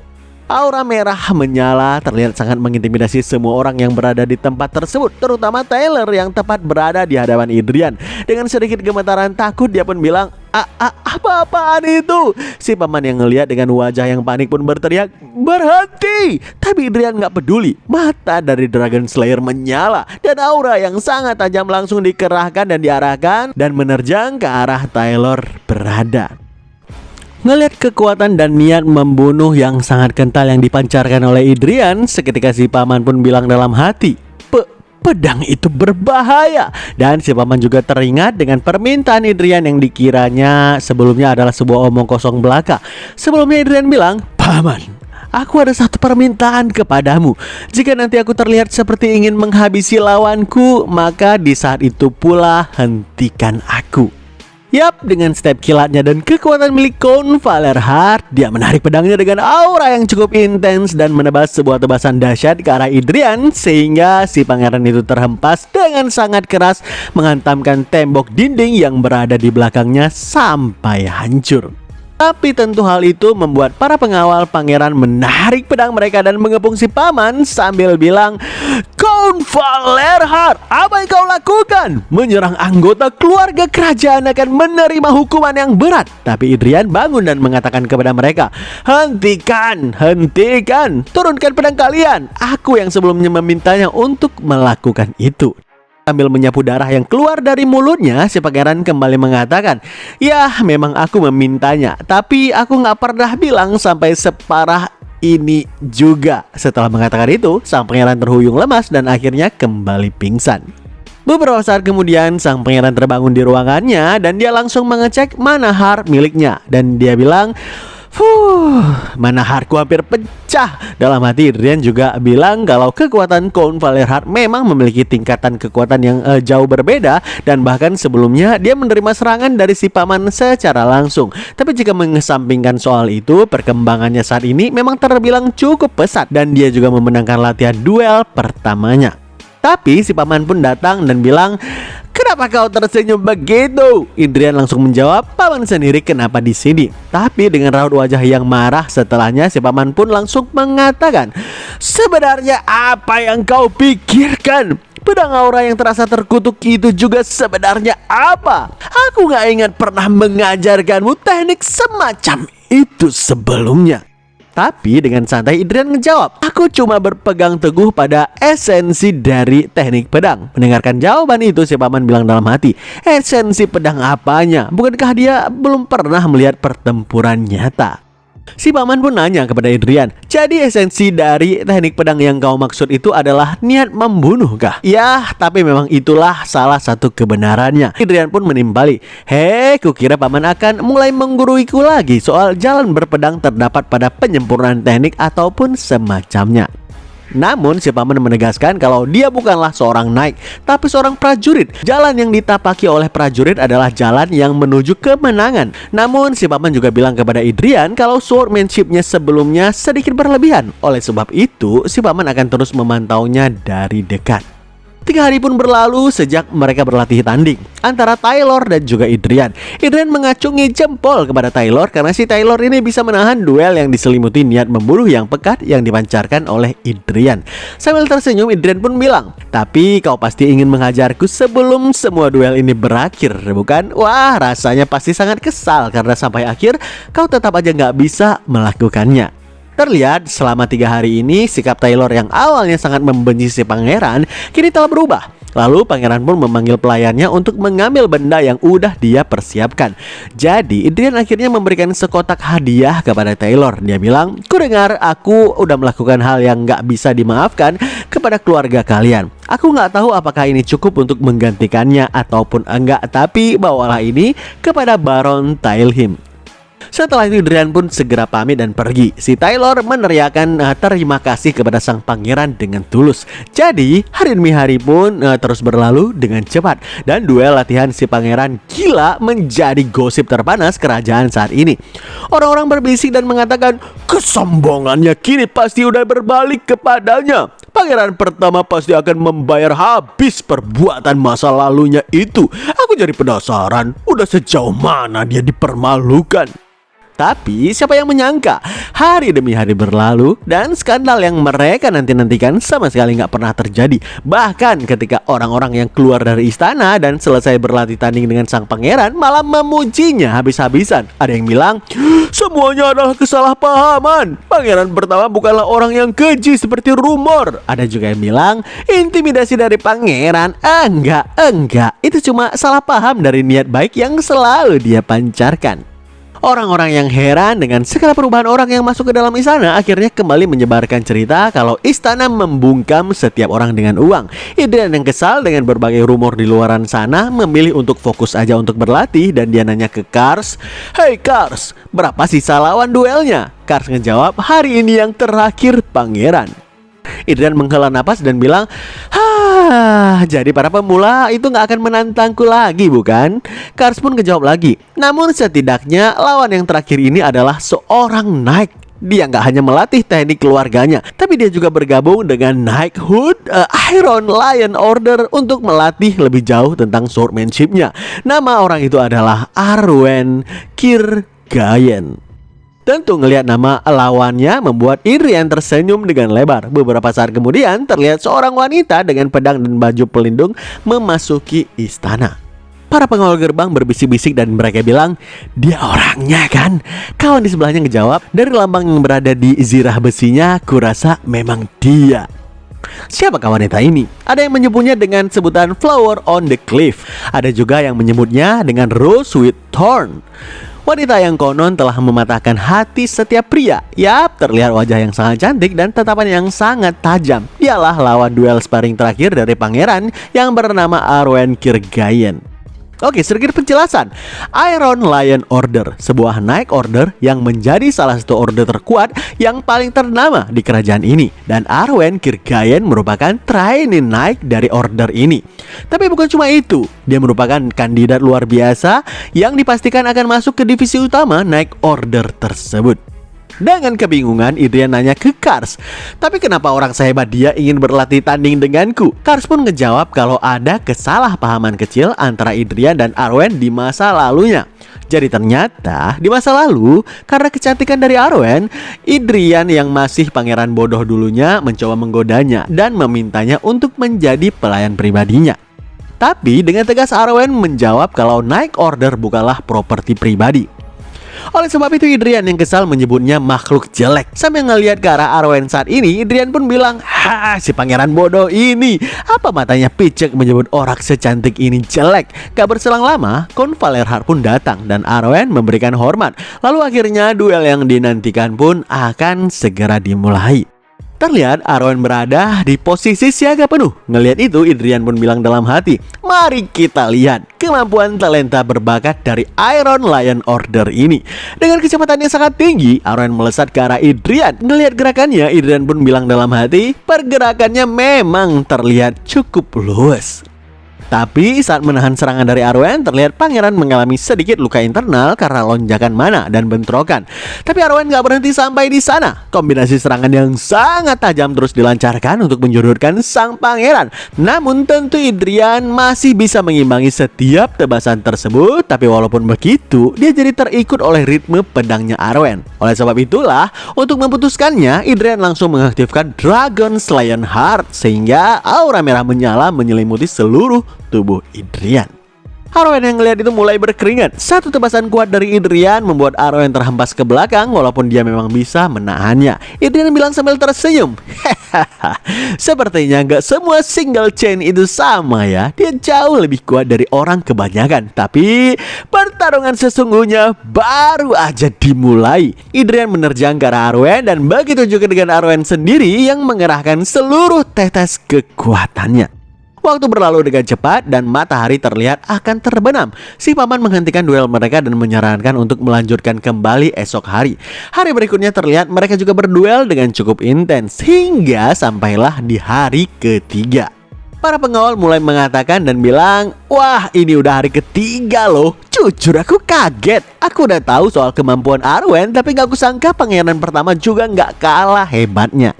Hari ini sebelum pertarungan dimulai, Adrian pun bilang kepada Arwen, "Sebelum kita memulainya, ada yang ingin kukatakan." Arwen pun ngejawab, "Jangan bilang kau mau meminta maaf sekarang. Aku gak akan menerimanya." Dalam hati Adrian bilang, "Begitu ya. Kau ingin merebut kembali martabatmu dengan kekuatanmu sendiri. Sungguh pemikiran yang mulia. Tapi Adrian kembali mengatakan kepada Arwen, bukan itu yang kuinginkan. Jadi hari ini adalah pertarungan puncaknya. Aku akan menjamin itu. Bagaimana kalau kita bertaruh? Pihak yang kalah harus menuruti satu permintaan dari sang pemenang. Kalau disuruh berlutut, maka aku akan berlutut. Kalau disuruh meminta maaf, aku juga akan melakukannya. Bagaimana? Mendengarkan perkataan semacam itu dari pangeran, para pengawal meminta pangeran untuk menarik kembali kata-katanya karena hal semacam itu nggak pantas dilakukan ataupun diucapkan oleh anggota kerajaan. Adrian menyuruh mereka semua diam dan meminta jawaban dari Arwen. Arwen menjawab, aku juga seorang anggota Night Order yang patuh pada keluarga kerajaan Leonbert. Jadi aku nggak akan mungkin meminta hal sehina itu kepada Anda. Namun, kalau memang yang mulia mengizinkannya, aku yakin aku pantas menerima hadiah itu. Arwen memusatkan auranya yang menandakan dia setuju dan siap memulai duel ini kapan saja. Sambil tersenyum, Adrian bilang, jangan ingkari janjimu itu loh. Adrian pun memulai langkah pertama dan begitu pula dengan Arwen. Arwen melakukan tebasan mendatar kepada sang pangeran, tapi dengan senyuman yang lebar, Adrian memusatkan serangannya dan menahan serangan itu dengan serangan yang jauh lebih dahsyat lagi. Mendapatkan serangan semacam itu ngebuat Arwen benar-benar kaget dan dia bilang, apa? Dia cepat dan juga kuat. Padahal kemarin dia nggak sekuat ini. Apa selama ini dia menyembunyikan kekuatannya? Sialan. Adu mekanik antara keduanya benar-benar terlihat seperti kilatan petir dengan kecepatan tinggi. Tapi secepat-cepatnya Arwen, Pangeran Adrian jauh berada di atasnya untuk saat ini. Dalam satu step kilat, Adrian menerjang ke arah Arwen dan mengarahkan tebasan dengan kekuatan penuhnya. Arwen berusaha menahan serangan tersebut, tapi cetang! Pedangnya patah dan dia berlutut di lantai. Terlihat dari raut wajahnya, Arwen benar-benar nggak percaya dengan apa yang terjadi. Dia bilang, mustahil. Adrian pun mendekati Arwen dan dia mengatakan, aku menang. Jadi Arwen Kirgayen, aku menginginkanmu. Wah, apa yang terjadi selanjutnya? Nantikan terus alur cerita baru ini hanya di channel Fokuser Anime dan stay update. Tangan di depannya, Kars teringat momen saat dia pertama kali ditugaskan sebagai pengawal pribadi putra mahkota. Awalnya dia mengira melayani pangeran yang terkenal sebagai bajingan itu bakal menjadi tugas yang sangat sulit, tapi kenyataannya enggak seburuk itu. Pandangan Kars perlahan berubah. Rumor buruk soal Adrian benar-benar berbanding terbalik sama apa yang dia lihat sehari-hari. Kars masih ingat betul momen saat Adrian nekat latihan gila-gilaan di bawah amukan badai. Ketika pengawal lain ragu buat menghentikannya, sebuah petir tiba-tiba menyambar keras kayu tepat di depan mata sang pangeran. Di hari yang mencekam itu, Kars melihat raut wajah Adrian yang sepenuhnya berbeda. Dia menyeringai lebar tanpa rasa takut sedikit pun. Sejak saat itu pula, Kars punya firasat kuat kalau suatu saat nanti Adrian bakal menjadi sosok yang luar biasa. Keyakinan penuh kebanggaan itu terus terjaga dengan baik, setidaknya sampai dia menyaksikan akhir duel melawan Arwen hari ini. Kembali ke masa sekarang, Arya mendadak hening dan canggung. Terdengar bisik-bisik dari salah satu pengawal yang menyeletuk kalau kelakuan sang pangeran kali ini benar-benar memalukan. Dengan berkucuran keringat dingin, Kars mulai meragukan instingnya sendiri. Apa selama ini aku salah menilai tuanku? Arwen pun bangun dengan wajah yang marah dan menuntut kejelasan soal permintaan aneh itu. Namun Adrian justru menjawab dengan sangat tenang. Tenang saja, kau yang sekarang cuma ksatria magang biasa yang bahkan gak bisa mengalahkan putra mahkota yang dianggap bajingan sepertiku. Tapi aku melihat potensi dan masa depan dari ksatria bernama Arwen Kirgayen. Dalam keheningan itu, Adrian mengatakan dengan lantang, aku ingin ksatria milikku sendiri. Melihat layar status dari sistem, Adrian menyinggung bakat dari Arwen. Setelah itu, pangeran kembali mengatakan, maka dari itu Arwen Kirgayen, jadilah kesatriaku. Mendengarkan kata-kata tersebut membuat Arwen benar-benar terdiam membisu di tempat tanpa bisa mengatakan apapun. Untuk sampai ke titik ini dia udah melewatkan banyak pertarungan dengan jerih payah maksimalnya. Tapi tetap aja orang-orang cuma sibuk ngebahas soal wajah cantiknya sampai dia dijuluki gadis poster. Di mata mereka, ngelindungin Arwen adalah kehormatan. Gak ada satupun yang benar-benar mengakui dia sebagai seorang kesatria karena kemampuannya. Dia bahkan sempat mikir kalau dapat pengakuan tulus itu mustahil buat cewek sepertinya. Tapi hari ini, Idrian justru menginginkannya murni karena potensi dan masa depannya. Arwen memandang lurus ke arah pemuda itu sambil ngebatin apa dia tulus. Dengan penuh kehati-hatian, Arwen akhirnya menanggapi permintaan tersebut. Dia bilang, berjanjilah satu hal pada saya. Tolong perlakukan saya sebagai seorang kesatria, bukan wanita. Kalau Anda berjanji, saya akan mengikuti kemauan yang mulia. Setelah Idrian mengiyakan permintaan Arwen itu, maka detik berikutnya Arwen segera berlutut dengan satu kaki layaknya kesatria sejati. Sambil menundukkan kepala penuh dengan hormat, gadis itu mengucapkan sumpah sakralnya di hadapan sang pangeran. Saya, Arwen, putri dari keluarga Kirgayen, bersumpah setia pada Pangeran Idrian Leonberger dan mendedikasikan pedang serta sisa umur saya demi yang mulia. Semua orang di area termasuk Belle cuma bisa terdiam jadi saksi bisu momen bersejarah tersebut. Merespon sumpah tersebut dengan khidmat, Idrian perlahan menyentuh bilah pedangnya ke bahu kanan dan kiri Arwen sebagai ritual pelantikan. Sebagai pewaris sah Leonberger atas nama Idrian Leonberger, aku mengangkatmu jadi seorang kesatria. Jadilah pemberani, jadilah sopan, jadilah setia. Nama Arwen mendadak jadi buah bibir panas di Iron Lion Order.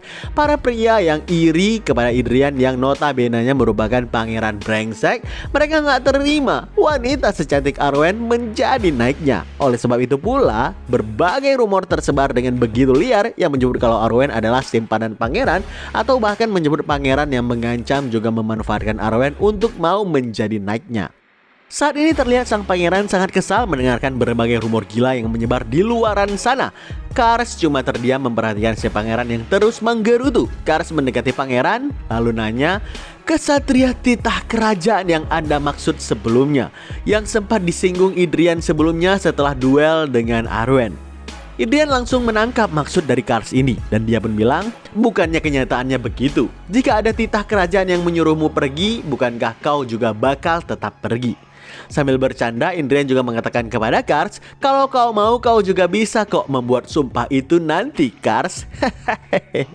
Namun terlihat dari wajah Kars cukup senang ditawari seperti itu dan dia pun ngejawab, kalau saya bersumpah setia kepada Anda, apakah Anda akan menerimanya? Tapi Idrian langsung berbalik badan dan menjawab, enggak. Gak ada seru-serunya dalam membesarkanmu, Kars. Di sini maksud Idrian adalah karena Kars sendiri merupakan seorang knight yang udah kompeten. Gak diajarin dari awal lagi, jadi kurang seru. Mendengarkan itu, Kars tersenyum sambil sedikit tertawa. Idrian sedikit bingung kenapa pengawalnya malah tertawa, padahal dia ngerasa jawabannya tadi itu benar-benar serius. Gak lama berselang, sebuah surat resmi tiba di kediaman putra mahkota Leonberger. Isinya cukup mengejutkan. Surat itu menyatakan pembebasan Idrian dari masa percobaan sekaligus membawa titah perintah untuk menghadiri penjamuan keluarga kerajaan. Tiba-tiba pelayan yang lagi nyortir surat menunjukkan surat yang cukup membuatnya kaget. Surat itu bertuliskan klub sosial untuk tuan muda spesial. Dengan nada canggung, pelayan itu menjelaskan kalau itu adalah perkumpulan sosial di mana sang pangeran sendiri adalah anggotanya. Mendengarkan nama klub yang meragukan itu, Idrian menatap skeptis dan langsung menebak kalau tempat itu adalah pasti tempat yang aneh. Ya, bagi wanita seperti saya pasti aneh karena selera para tuan muda itu memang agak sedikit sulit dimengerti. Jawab pelayan itu ragu. Ternyata klub itu cuma wadah buat mabok-mabokan dan juga ngejar cewek. Setelah tahu tempat apa itu sebenarnya, Idrian pun memutuskan untuk mengabaikan undangan tersebut karena baginya latihan pedang jauh lebih berguna daripada membuang-buang waktu di tempat sampah kayak gitu. Tapi ketika mau ngebuang surat itu, mata Idrian gak sengaja menangkap sebaris kalimat, untuk pangeran yang bijak, berani, dan penuh pertimbangan, Idrian, dari temanmu selamanya, Bernardo dari keluarga Eli. Idrian tertegun, nama Eli terasa gak asing baginya. Setelah berusaha keras mengingat, dia sadar kalau itu bukan sembarang nama. Seingatnya, paman pernah cerita kalau mereka adalah keluarga yang bersikeras mempertahankan Manahart sampai akhirnya hancur 100 tahun yang lalu. Cuma karena nama ini, Adrian ngerasa harus menemui salah satu keturunan mereka. Setelah itu, Adrian pun mengatakan kalau dia akan pergi ke penjamuan itu.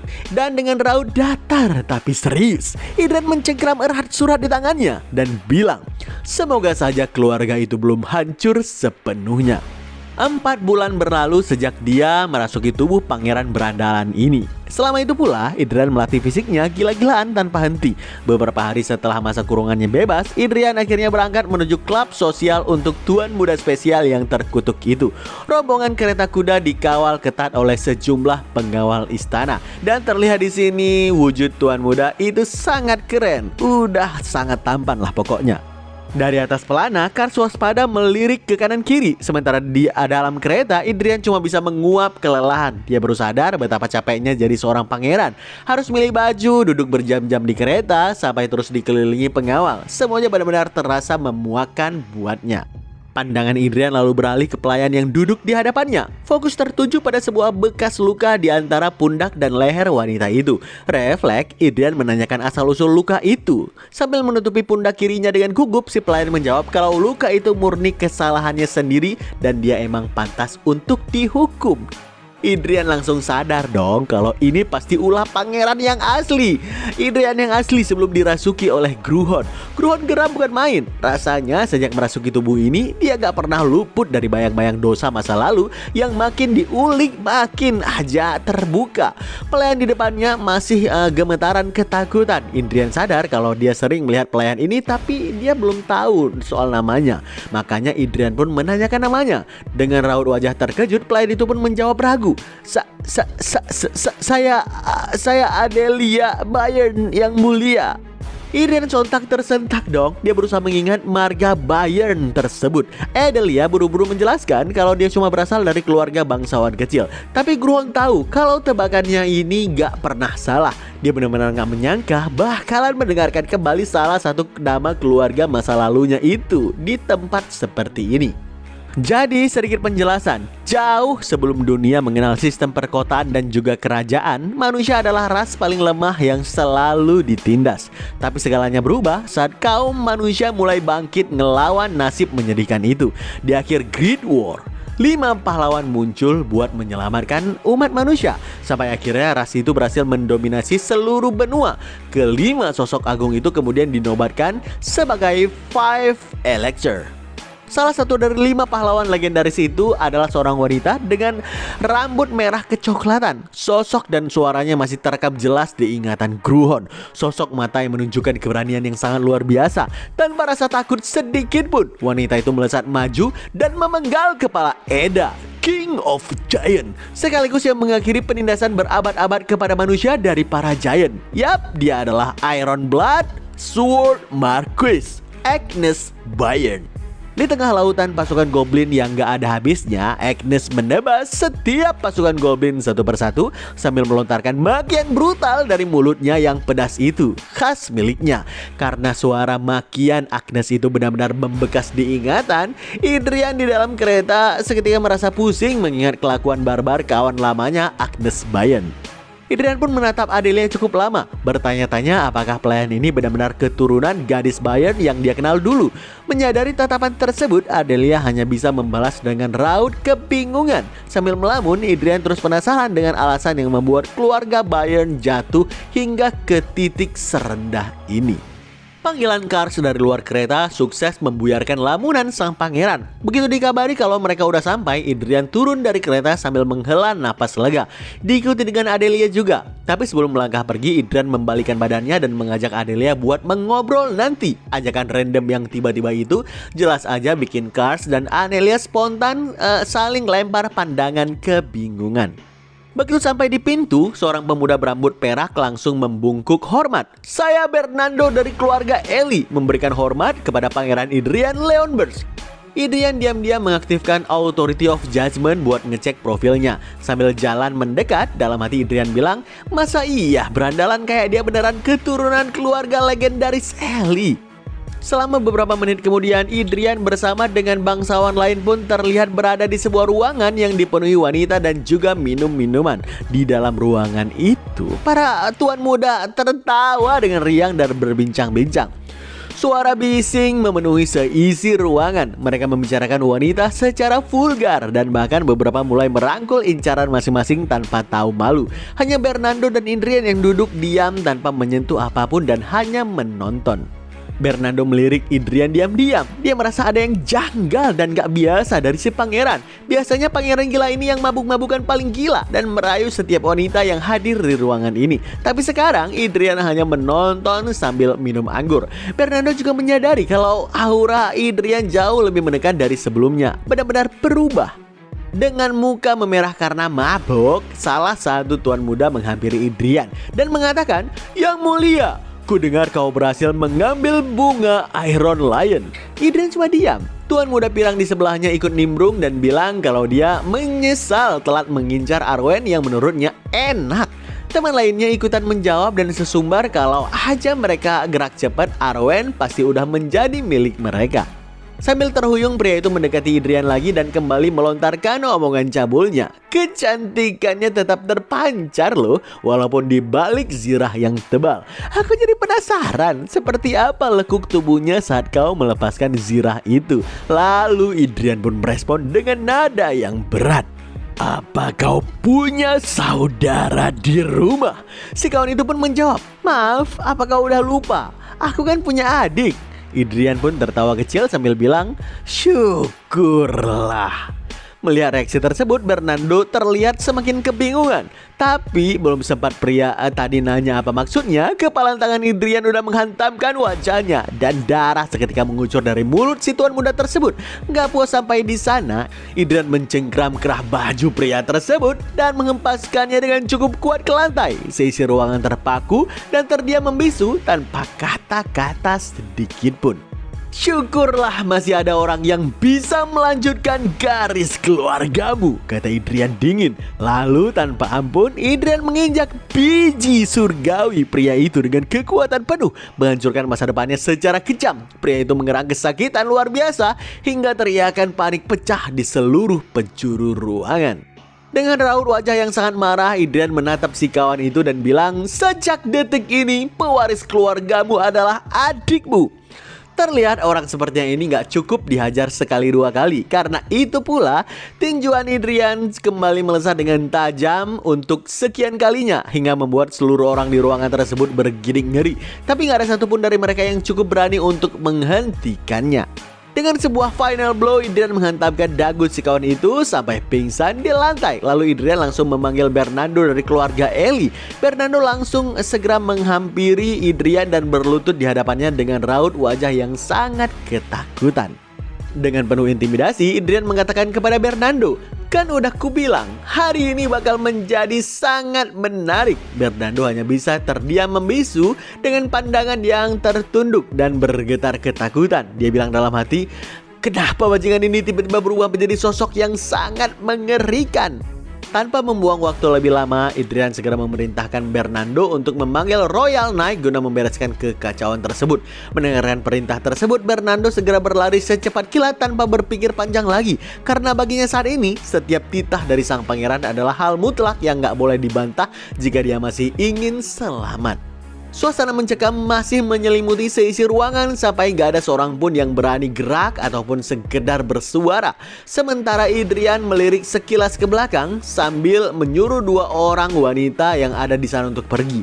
Mendengarkan perintah itu, salah satu pria secara pengecut mencoba ikut menyelinap pergi demi menyelamatkan nyawanya sendiri. Tapi tiba-tiba Adrian bilang, "Aku yakin kalau aku mengatakan wanita. Jika kau mau pergi ya silahkan, tapi kau harus pergi sebagai wanita."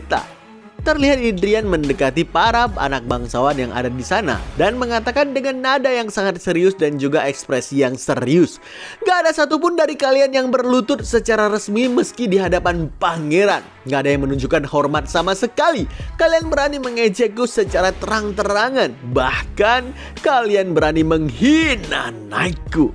Lalu Adrian berbalik badan ke arah pintu dan nanya, "Hukuman apa yang pantas dijatuhkan atas tindakan seperti ini?" Pintu yang berada di depan Idrian terbuka dan dari sana muncul para royal naik kerajaan. Kars pun menjawab tidak menghormati anggota kerajaan sama halnya dengan penghinaan kerajaan. Terlebih lagi karena mereka menantang otoritas keluarga kerajaan itu sama seperti sebuah pengkhianatan. Tolong berikan perintah Anda yang mulia. Siapa yang harus kami paksa berlutut terlebih dahulu? Dengan senyuman iblisnya, Idrian menjawab, semuanya.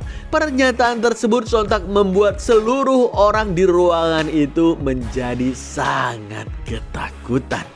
Keesokan harinya, Idrian menghadap sang raja yang rupanya udah menunggu dengan sangat marah karena putra mahkotanya itu kembali membuat keributan besar sesaat setelah masa percobaannya berakhir. Akibat insiden di klub sosial tersebut, 14 anak bangsawan kini ditahan dengan dalih penghinaan terhadap anggota kerajaan dan pengkhianatan.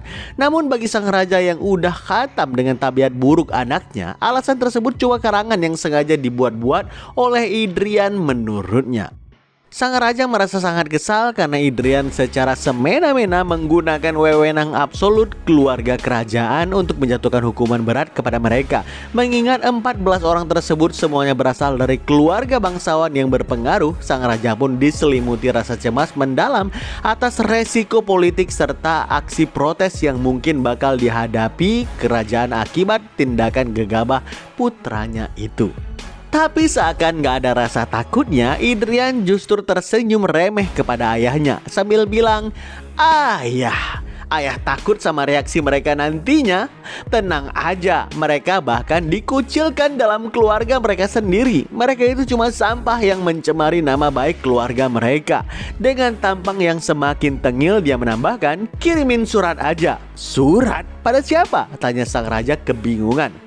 Kenapa bertanya lagi kalau udah tahu? Orang yang bisa mengatasi kegaduhan internal setiap keluarga mereka, siapa lagi kalau bukan para saudara dan saudari dari 14 tahanan itu? Jawab Idrian dengan santai. Mendengarkan penjelasan tersebut, sang raja terdiam sejenak karena logika putranya kedengaran masuk akal. Namun karena gengsi untuk mengakuinya, ia justru mengusir Idrian agar segera pergi dari hadapannya. Melihat reaksi sang ayah, Idrian hanya bisa membatin dengan puas. Kan? Diam kan? Kepuasan setelah mendebat sang raja terbawa sampai Idrian meninggalkan ruangan sang raja. Tapi dia teringat kalau ada urusan bersama Adelia Bayern yang belum tuntas. Begitu mereka bertemu tatap wajah untuk ngebahas beberapa hal penting, Idrian mencoba memasang senyum paling ramah agar Adelia nggak merasa terintimidasi. Tetapi aura gelap yang terlanjur melekat pada dirinya justru membuat ekspresi itu terlihat jauh lebih menakutkan bagi si pelayan. Ngeliat tubuh Adelia yang bergetar hebat dengan mata yang berkaca-kaca, Idrian langsung sadar kalau si bangsat Idrian gendut sebelumnya pasti udah menyiksa Adelia sehingga dia terlihat begitu trauma. Mengingat kembali perkataan Adelia tempo hari mengenai betapa sulitnya keluarga mereka mempertahankan nama dalam daftar bangsawan, kini terlihat jelas bagi Idrian kalau keturunan Bayern saat ini sama sekali nggak tahu kehebatan dibalik nama belakang yang mereka sandang. Tampaknya sejarah kejayaan klan tersebut telah sengaja dihapus dan teknik pedang dulu mereka kini lenyap tanpa jejak. Sangat ironis memang ngelihat bagaimana klan legendaris itu sekarang justru jatuh jadi bangsawan rendahan yang hidup dalam ketertindasan tanpa pernah menyadari nilai asli dan kekuatan besar yang mengalir dalam darah mereka. Sembari menatap garis di hadapannya, Idrian membuka jendela authority untuk mengecek informasi mendetail mengenai Adelia. Tapi ketika dia ngelihat jendela statusnya, Idrian sangat kaget. Dengan wajah yang berkeringat, dia pun bilang sambil terbata-bata, apa-apa trade ini? Ngelihat Trade Butcher yang menggila saat melihat darah, lalu War Maniac yang terobsesi akan pertempuran, Fragile Heart yaitu hati yang lembut, Caregiver yang ahli mengurus orang lain, dan juga Trade Slave Mentality dengan kepribadian yang bergantung dan juga pasif. Belum lagi yang membuat Idrian makin kaget adalah Swordmanship-nya yang memiliki rank S dan mana sensitivity A.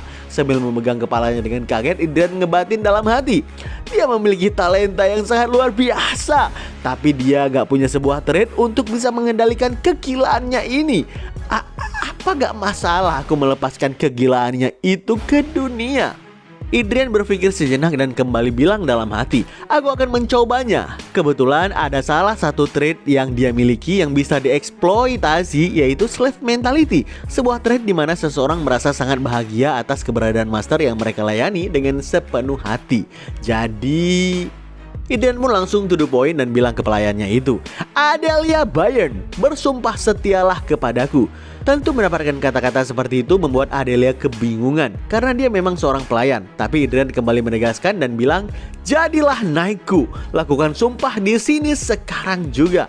Adelia yang ngerasa dirinya gak berdaya seketika terduduk bersimpuh di depan sang pangeran sambil memohon dengan suara bergetar lalu bilang, ya yang mulia, itu bukan sesuatu yang bisa dilakukan oleh gadis lemah seperti saya. Tapi sebelum sempat Adelia melanjutkan keraguannya, Adrian langsung memotong keraguannya itu lalu bilang, kau bilang keluargamu itu diremehkan bukan? Aku akan bertanggung jawab atas keluargamu. Jadi sebagai gantinya, lakukanlah sumpah setia padaku dan layani aku sebagai mastermu, kata Adrian dengan nada yang tegas. Dan setidaknya itulah satu-satunya cara yang bisa Adrian lakukan untuk menebus sejarah keluarga Bayern.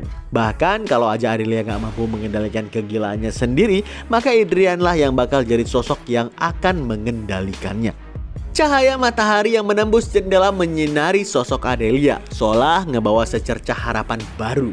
Namun di tengah-tengah keraguannya, dia tetap mau memastikan janji sang pangeran sekali lagi.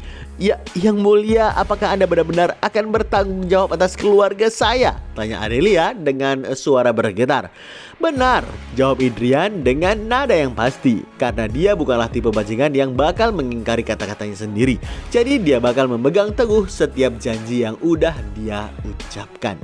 Tekad dari keyakinan kuat yang terpancar dari Adrian akhirnya berhasil meluluhkan pertahanan diri Adelia. Hingga entah bagaimana hatinya pun turut merasa yakin dan seluruh keraguannya lenyap begitu saja.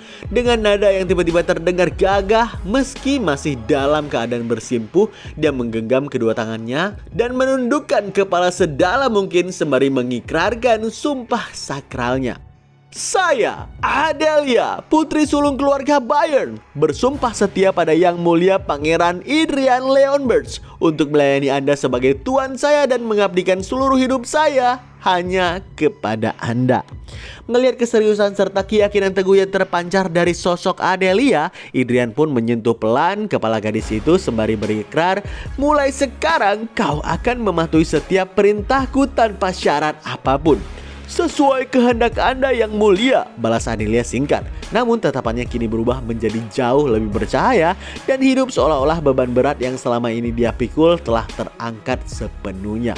Meskipun kesepakatan ini telah resmi terjalin, di dalam lubuk hatinya yang terdalam Adrian masih sedikit ragu mengenai apakah keputusannya melepaskan potensi monster dalam diri Adelia ke dunia adalah langkah yang benar atau justru bakal jadi bumerang baginya di masa depan. Bersama dengan diangkatnya Adelia sebagai seorang knight pribadinya, bertambahlah satu rumor panas yang mulai menyebar ke seluruh penjuru seperti virus yang mematikan. Kabar burung yang ngebawa berita hoax tentang Adrian yang dianggap kembali bersikap bajingan. Mulai dari tuduhan memaksa seorang knight bersumpah setia menggunakan cara yang licik, menghajar dan memenjarakan 14 anak bangsawan tanpa ampun, hingga keputusan konyolnya mengangkat seorang pelayan yang gak pernah memegang pedang untuk menjadi seorang kesatria pribadinya. Bagi orang-orang yang cuma ngelihat dari permukaan, udah jelas kalau sang pangeran terlihat sedang berusaha membangun dunia haremnya sendiri dengan alasan naik pribadi. Sehingga reputasi Adrian yang tadinya udah buruk kini makin kian buruk lagi di mata publik. Sepertinya nggak bakal ada titik akhir bagi Adrian yang mencemaskan reputasinya terus memburuk. Karena sebanyak apapun dia mencoba berbuat kebaikan, tapi semua orang malah tetap menganggap itu sebagai kejahatan. Dengan rasa cemas membumbung tinggi, Adrian duduk termenung sambil meletakkan kedua tangannya di dagu. Berpikir keras sejak kapan orang-orang mulai tertarik kepadanya. Padahal awalnya dia cuma berniat menerima satu naik pribadi. Tapi saat dia terbangun, seluruh kerajaan rupanya udah sibuk berspekulasi hal-hal keji tentangnya. Bahkan Kars yang sedari tadi cuma berdiri mematung di belakangnya bisa merasakan aura frustasi luar biasa terpancar dari sang pangeran. Bagaimana enggak, Idrian dicaci habis-habisan oleh orang terdekatnya, mulai dari sang raja yang bilang, "Di saat kepalaku pusing membereskan kekacauanmu, tapi kau malah sibuk membuat harem." Hingga pamannya yang gak mau ketinggalan ikut serta menyudutkan Idrian dengan bilang, "Menyedihkan, apa kau udah lupa taruhan kita?" Dan gak cukup cuma sampai di situ, bahkan adik liciknya yang juga ikut nimbrung dan bilang, "Kau menunjuk seorang pelayan menjadi naik." Sungguh menunjukkan jati dirimu sekali, kakak. Belum hilang sakit kepalanya, tiba-tiba sang ratu datang menghampirinya. Dan dia mulai menyampaikan isi hatinya juga yang dibumbui dengan berbagai drama dan nasihat. Sang ratu menjelaskan kekhawatirannya, bahkan setelah Idrian membuka lembaran baru, sang pangeran seolah-olah ingin kembali ke kebiasaan lamanya. Sehingga menurutnya cuma ada satu cara terbaik untuk menghentikan semua kekacauan itu. Lalu diiringi keyakinan penuh bak seorang prajurit yang sedang berada di medan pertempuran, ibunya bilang dengan lantang, "Setelah memiliki pasangan, kau pasti akan berhenti berkelana. Jadi percayakan aja pada ibu. Kali ini ibu pasti akan menemukan pasangan yang cocok untukmu." Mendengarkan pernyataan itu bukannya merasa lega, Idrian malah merasa bebannya semakin berat aja.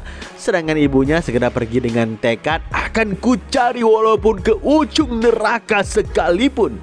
Gak berselang lama, Idrian pun pergi menemui Adelia untuk mengajarinya mana. Adelia yang masih duduk kebingungan pun nanya, "Jadi saya juga akan mendapatkan mana mulai sekarang?" "Benar, mana yang sangat spesial," jawab Idrian. Setelah itu Idrian pun mulai berkonsentrasi penuh menciptakan sebuah aura berwarna biru di tangannya. Sambil berkonsentrasi tinggi dan mengalirkan mana ke tubuh Adelia, Idrian bilang dalam hati, "Meski dunia telah sepenuhnya melupakan sang Sword Marquis, aku gak akan melupakan satupun sama sekali. Langkah yang dia tinggalkan, pedang yang menari di jemarinya, dan keagungan detak jantungnya." Setelah dia mengatakan itu dan mengalirkan mana, tiba-tiba notif muncul dan mengatakan, "Anda berhasil menanamkan mana ke Adelia Bayern. Sebuah mana heart berhasil diciptakan." Meski masih kelihatan kebingungan, Adelia sangat menyukai setiap sensasi dari mana yang menyelimuti tubuhnya. Sebelum akhirnya Idrian berpesan agar dia mulai melatih mana heart tersebut secara mandiri. Namun sesaat setelah memberikan instruksi, tubuh Idrian bertumpu di sebuah sofa. Pangeran sama sekali nggak menyangka kalau menciptakan satu mana heart bakal menjadi sangat menguraskan energinya. Idrian pun mencoba bangkit kembali dengan santai sambil bilang, "Tenang saja, aku cuma sedikit kelelahan." Melihat itu, Adelia merasa tersentuh hingga ia memberanikan diri untuk bertanya, "Kenapa Anda bertindak sejauh ini pada orang rendahan seperti saya?" Tanpa menjawab pertanyaannya, Idrian cuma bilang agar Adelia nggak perlu memikirkan hal tersebut dan dia boleh pergi dengan tatapan yang sulit diartikan. Sampai akhirnya Idrian menoleh kembali ke arahnya dan bertanya kenapa dia menatapnya seperti itu. Tanpa banyak bicara, Adelia segera membungkuk dengan penuh rasa hormat lalu bilang dengan lantang, Saya akan melayani Anda dengan sepenuh hati dan seumur hidup saya." Perkataan itu bukan sekedar kalimat biasa, melainkan sebuah tekad kuat dari seseorang yang selama ini dianggap lemah. Mendengarkan itu, Idrian merasa lega. Dia pun mengingatkan Adelia untuk enggak melupakannya sebagai masternya. Dengan wajah yang berseri-seri penuh kepatuhan, Adelia menyetujui perintah tersebut dan membiarkan sang pangeran melangkah pergi terlebih dahulu.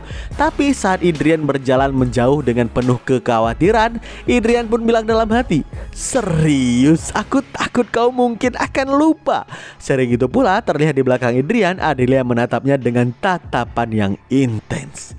Beberapa hari kemudian, Kars datang membawa laporan tentang Bernardo Eli yang lagi ditahan oleh Royal Guard sebagai saksi kunci atas insiden tempo hari.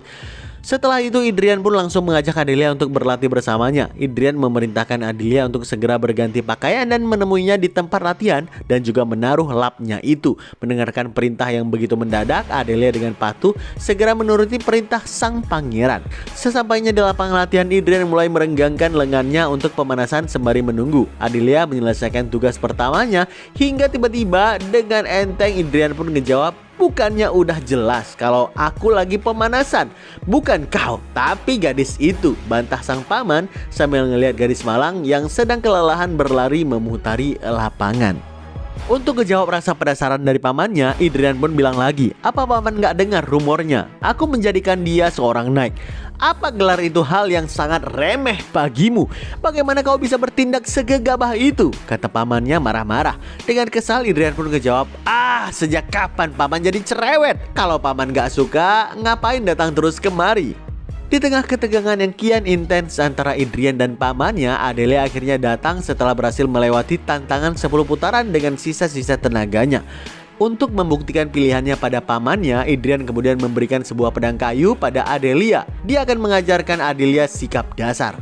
Idrian memberikan contoh sederhana dengan bergerak secara perlahan agar Adelia dapat memperhatikan setiap detail gerakannya.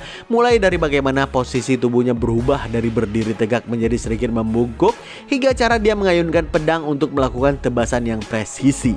Lalu Idrian mengatakan kepada Adelia, "Cobalah." Meski awalnya Adelia masih tampak ragu, dia tetap menunjukkan semangat besar untuk mencoba hingga akhirnya dia berdiri dengan kaki yang sedikit meregang sambil menggenggam erat pedang kayunya itu. Namun tepat saat jemarinya menyentuh pedang, sebuah sensasi aneh mendadak muncul dari dalam dirinya sampai tatapan matanya yang semula penuh keraguan seketika berubah menjadi tajam dan bercahaya.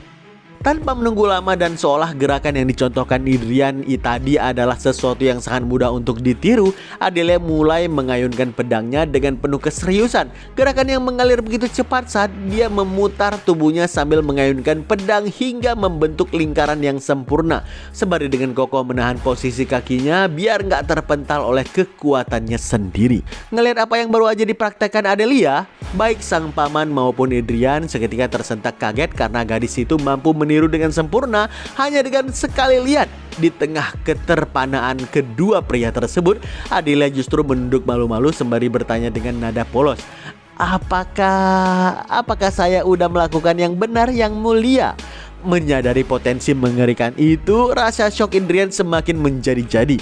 Karena dia sadar kalau Adelia belajar secepat ini, maka dia akan segera melampaui Idrian. Berhubung masa lalu Adelia yang disiksa habis-habisan oleh si Idrian ini, pastinya dia memendam dendam yang luar biasa pada sang pangeran.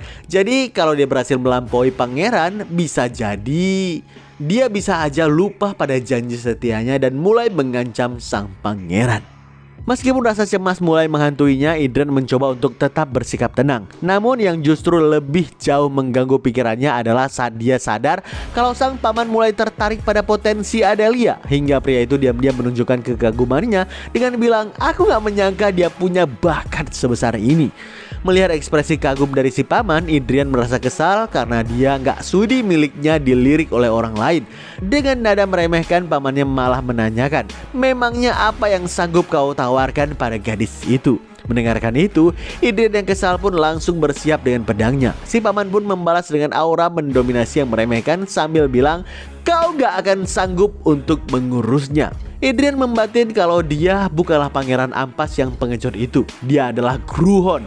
Dengan sosok mata tajam, dia membalas dengan kalimat dingin bahwa dia nggak akan bisa mengurus Adelia. Maka nggak ada orang pun yang mampu untuk melakukannya. Mengingat darah Giant King dan Mad Dragon yang pernah diminumnya, jantung Dragon Slayer Idrian pun bergejolak hingga memancarkan mana merah berapi-api yang mengerikan. Sambil menatap pamannya sebagai ancaman nyata, dia pun bilang dengan lantang, "Dia milikku." Setelah mengklaim Adelia sebagai miliknya, Idrian memberikan peringatan keras kepada sang paman. "Jangan lihat dan jangan inginkan dia. Aku benci saat ada orang lain yang mengambil milikku." Nada suaranya yang menekan sukses membuat Belle maupun Adelia terdiam mematung di tempat. Di tengah jeda hening itu, mata Idrian berubah merah, memberikan kesan seolah dia sedang dirasuki sesuatu. Idrian tenggelam dalam lautan bawah sadarnya. Napasnya tercegat dan kenyataan di sekitarnya seolah memudar. Dia semakin gak bisa merasakan vitalitas karena semuanya digantikan oleh sensasi dingin dan kegelapan pekat. Batin Idrian dilanda kekhawatiran. Jika dibiarkan, bayangan pedang agung Gruhon perlahan akan melahap tubuh aslinya yang lemah. Tangan-tangan bayangan yang muncul dari pedang itu seolah berusaha meraih tubuh Idrian yang gemetaran. Namun karena menolak keras kesadarannya diambil alih, Idrian menatap tajam wujud kekuatan Gruhon di alam bawah sadarnya itu. "Udah cukup," seru batinnya lantang. Sambil membuang rasa takutnya, Adrian mengerahkan seluruh kekuatannya untuk merebut kembali kendali. Perlahan tapi pasti, gejolak kelam itu mereda dan mana milik Adrian pun kembali memancarkan warna biru yang tenang. Tepat setelah kesadaran Adrian kembali, Bell mencoba meyakinkan keponakannya. Seorang Knight biasa bisa menyelamatkan nyawa 10 tentara. Seorang Knight luar biasa bisa menyelamatkan 100 tentara. Dan anak itu mungkin bisa menyelamatkan 1000 atau bahkan lebih banyak tentara. Sayang, Adrian sama sekali nggak peduli dengan ucapan paman yang terkesan seperti tujuan mulia layaknya komandan wilayah perbatasan utara. Meskipun gagal membujuk, Bell bersikeras mencari celah merebut Adelia. Tapi ironisnya, kesetiaan gadis yang berdiri di belakangnya udah mutlak. Convalerhart, tubuh dan hati saya udah menjadi milik yang mulia. Saya nggak bisa mengikuti perintah Anda. Penolakan mentah-mentah itu membuat Bell tertegun, sementara Adrian tersenyum puas. Pada dasarnya, slave mentality pada Adelia udah membuatnya tunduk pada eksistensi yang lebih tinggi. Sambil melempar tatapan sombong, Adrian menyeringai penuh kemenangan. Dia bilang begitu, dan paman, apa udah nggak ada lagi hal yang ingin kau ajarkan kepadaku? Tujuan awalnya kan cuma membantuku mengurangi berat badan. Kalau kau masih ingin terus mengunjungi istanaku, jangan ikut campur dalam urusanku mulai dari sekarang. Sadar dengan posisinya, Bell terpaksa menahan diri. Namun setelah hari itu, dia tetap rutin mengunjungi istana untuk mengawasi Adelia. Karena dilarang keras ikut campur, Bell hanya bisa memantau dalam diam. Melihat pamannya yang biasanya arogan kini menjadi uring-uringan membuat Adrian merasa sangat terhibur. Pada salah satu sesi latihan kerasnya, mana milik Adelia seketika menyembur keluar dan menyelimuti tubuh sekaligus pedangnya. Bell dan Adrian terhenyak kaget karena mengenali reaksi mana itu sebagai fenomena Sword Resonance. Sambil menyembunyikan kepanikannya, Adrian dengan sikap tersenyum dan bertepuk tangan memuji Adelia. Tapi dalam hatinya dia malah bilang, secepat ini aku mungkin bisa dilampaui. Mendapatkan pujian dari masternya, Adelia tersepur senang dengan lugunya. Berbanding terbalik dengan gadis itu, tubuh Bell justru bergetar hebat. Tanpa menahan diri lagi, Bell bertanya dengan nada tajam, "Kau, apa kau juga mengajarkan mana heart padanya?" Dengan acuh tak acuh, Adrian mengiyakan dan menantang balik apa salahnya. Mendengarkan itu, Bell menggertakkan giginya lalu membentak keras, "Apa gak cukup kalau kau aja yang mempelajari trik murahan itu?" Seiring Adelia terkejut mendengarkan bentakan itu, Adrian yang merasa sangat tersinggung melemparkan tatapan tajam dan langsung memerintahkan Bell keluar dari arena. Tapi Bell menolak keras sambil memperingatkan, ada jalan yang lebih baik, ada potensi yang bahkan gak bisa kau bayangkan, dan kau udah menghancurkannya. Dengan tenang, Adrian memerintahkan ajudannya, Kars, yang tampak ragu-ragu untuk mengawal pamannya keluar. Namun demi harga dirinya, Bell akhirnya memilih mengalah dan pergi meninggalkan arena dengan sendirinya. Sementara itu Adrian mematung diam dan sedikit pun gak menoleh terhadap kepergian pamannya itu. Tepat setelah Bell pergi, Adelia memberanikan diri untuk bertanya, "Yang mulia, apa yang saya pelajari itu benar-benar trik murahan?" Masih diselimuti amarah, dengan tegas Adrian menolak pernyataan itu. Didukung rasa penasaran, Adelia mempertanyakan maksud perkataan Bell. Dari ujung ekor matanya yang melirik kepergian si paman, Adrian mulai menjelaskan. Karena dia nggak tahu, orang-orang yang ada di zaman ini udah melupakan seperti apa mana heart yang sebenarnya. Kalau mereka belum melupakannya, mereka nggak akan membuang mana heart seperti sepasang sepatu bekas. Kau akan segera menyadarinya, kekuatan mana heart yang sebenarnya. Saat cahaya matahari senja makin keemasan, garis-garis bayangan Adrian dan pamannya memanjang di tanah sehingga saling bertemu, seolah menyentuh dan menyatu di ujung jalan takdir yang sama. Sayang sekali fisik mereka harus terpisah karena melangkah dengan metode yang berbeda untuk mencapai tujuan itu. Keesokan harinya, sebilah pedang kayu tiba-tiba tertancap di lantai arena. Sengatan listrik mana yang mengalir dari pedang itu membuat Adrian melirik heran pada sosok pamannya. "Bukankah kau udah berniat untuk gak kembali lagi ke sini?" Dengan penuh percaya diri, Bell menantang, "Buktikan, aku cuma akan menggunakan circle pertama. Kalau kau bisa mendorongku selangkah saja, aku akan mengakuimu." Tertarik dengan taruhan itu, Adrian mempertanyakan keuntungan untuknya sembari mencabut pedang kayu yang tertancap. Sambil mengalirkan mana chain di pedang kayunya, dengan sadar Bell berjanji bakal mengabulkan satu keinginan Adrian apapun itu, termasuk mengajarkan teknik rahasia keluarga. Indrian menyeringai. Dia memang gak menginginkan teknik itu, tapi karena tawarannya kedengaran asyik, dia pun mengiyakan dan bersiap memasang kuda-kuda. Seketika Indrian melesat dengan gesit dan mengayunkan pedangnya untuk mengincar leher si paman. "Ayo kita bertarung!" jerit Indrian sambil melepaskan tebasan, namun Bel berhasil menghindari sama cepatnya dengan memiringkan tubuhnya ke belakang. Sambil tersenyum menyeringai, sang paman memuji teknik berpedang ponakannya itu. Tapi Indrian masa bodoh dan terus-menerus melancarkan serangan bertubi-tubi dari berbagai variasi. Namun Bel masih aja berhasil menghindarinya dengan mudah. Bahkan di satu momen, cukup dengan ayunan pedang kayu satu tangannya, Bel mampu menghentikan rentetan tebasan pedang kayu Indrian dalam sekejap. Dengan bangga, Bel mengejek, "Kemampuanmu cuma segini ya?" Terus didesak dengan kekuatan si paman, Indrian terpaksa melompat mundur untuk menjaga jarak demi menghemat energinya. Ngelihat itu, dengan sedikit kecewa, Bel bertanya, "Apa kau udah menyerah?" "Gak mungkin," jawab Indrian cepat dan kembali berdiri memasang kuda-kuda. Meski merasa jijik dengan kelakuan pamannya, dalam hatinya Indrian mengakui pamannya memang kuat. Dia menunggu mengeluarkan mana untuk membuatku merasa kekalahan yang menyedihkan. Dengan manahar yang masih dalam tingkatan ini, aku udah pasti akan kalah. Guna mengatur siasat yang baru, Indrian melempar tatapan licik untuk memancing pamannya. Bukannya aneh, 400 tahun yang lalu, Naik dengan manahar yang jumlahnya nggak terhitung mendapatkan prestasi yang nggak bisa dipercaya. Tapi cuma karena ada teknik baru yang dianggap lebih berguna, semua teknik yang dimiliki para Naik yang luar biasa itu dianggap sampah. Orang-orang punya anggapan seperti itu. Kalau mana chain adalah metode memanipulasi mana yang jauh lebih kuat dari manahar. Sebenarnya mereka itu konyol. "Apa maksudmu?" tanya Bel yang sama sekali nggak paham dengan ucapan ponakannya. Indrian menjawab sambil tersenyum tipis, "Aku punya pendapat yang berbeda. Yang lemah itu bukan manahar, tapi pemiliknya. Nggak semua pemilik manahar itu sama. Paman, apa kau pernah mendengar Martial Spirit Hymn?" Bukannya menjawab, Bel yang udah malas mendengarkan cerita Indrian yang panjang lebar itu melontarkan protes keras. Udah seharusnya tempat mereka sekarang digunakan untuk berduel, bukan malah membahas istilah yang menggelikan di telinga. Mendengarkan itu, Indrian menyeringai karena udah menebak pamannya akan bilang seperti itu. Lalu dia pun mengingatkan Bel soal hinaannya dulu, kalau manahart hanyalah teknik mentah yang cuma dipelajari oleh mercenary rendahan. "Bacotmu kebanyakan. Jangan-jangan kau sengaja bicara begini karena butuh waktu untuk beristirahat," ejek Bel yang curiga dengan gelagat ponakannya. Usai menampik tuduhan tersebut, seiring Indrian menjejakkan kakinya dengan mantap di atas tanah, seketika manahart miliknya berdenyut dengan kencang, melepaskan aliran mana biru dan kilatan cahaya yang mulai menyelimuti tubuhnya. Setelahnya Indrian pun mulai merapal. Jalan yang dilewati seorang Naik akan menjadi pencapaian. 100 kemenangan adalah harga diriku dan kekuatanku.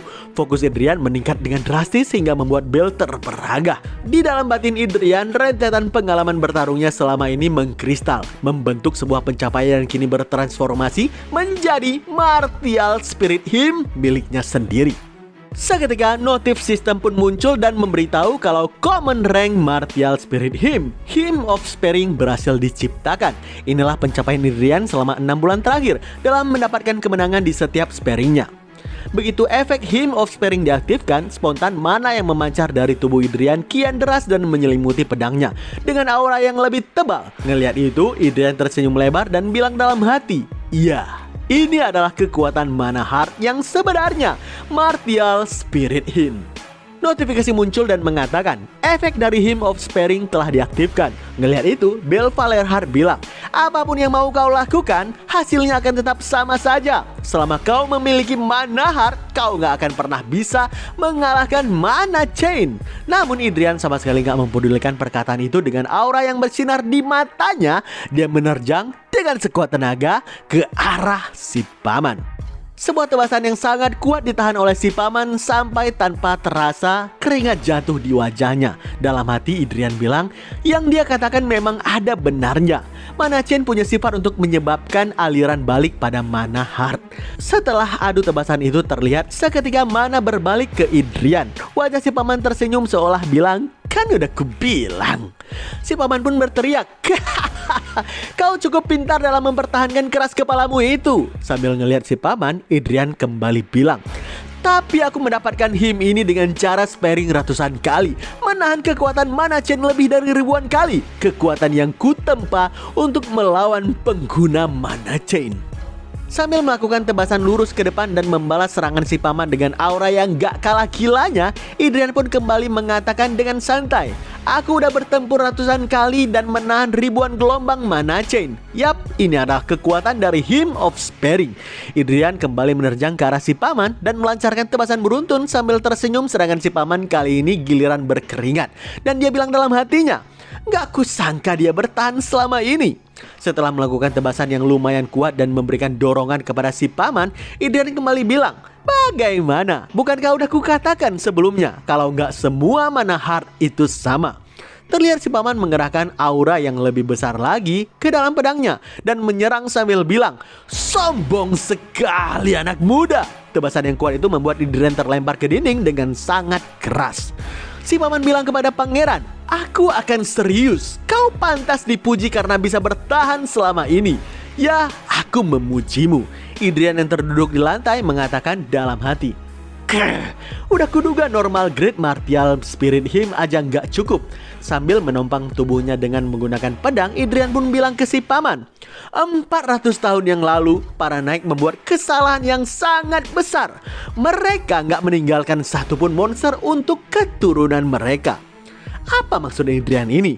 Jadi, cara untuk menempa mana heart dengan benar adalah dengan membuat Martial Spirit Hymn bersinar terang seterang matahari. Tapi semua itu nggak akan mungkin bisa dilakukan tanpa lawan yang seimbang. Waktu perlahan-lahan mengikis kemampuan sampai akhirnya menghilang. Cerita tentang naga yang bahkan pada era ini nggak ada yang pernah melihatnya lagi. Giant King yang nggak pernah terdengar lagi. Pada akhirnya semua itu menjadi legenda yang absurd.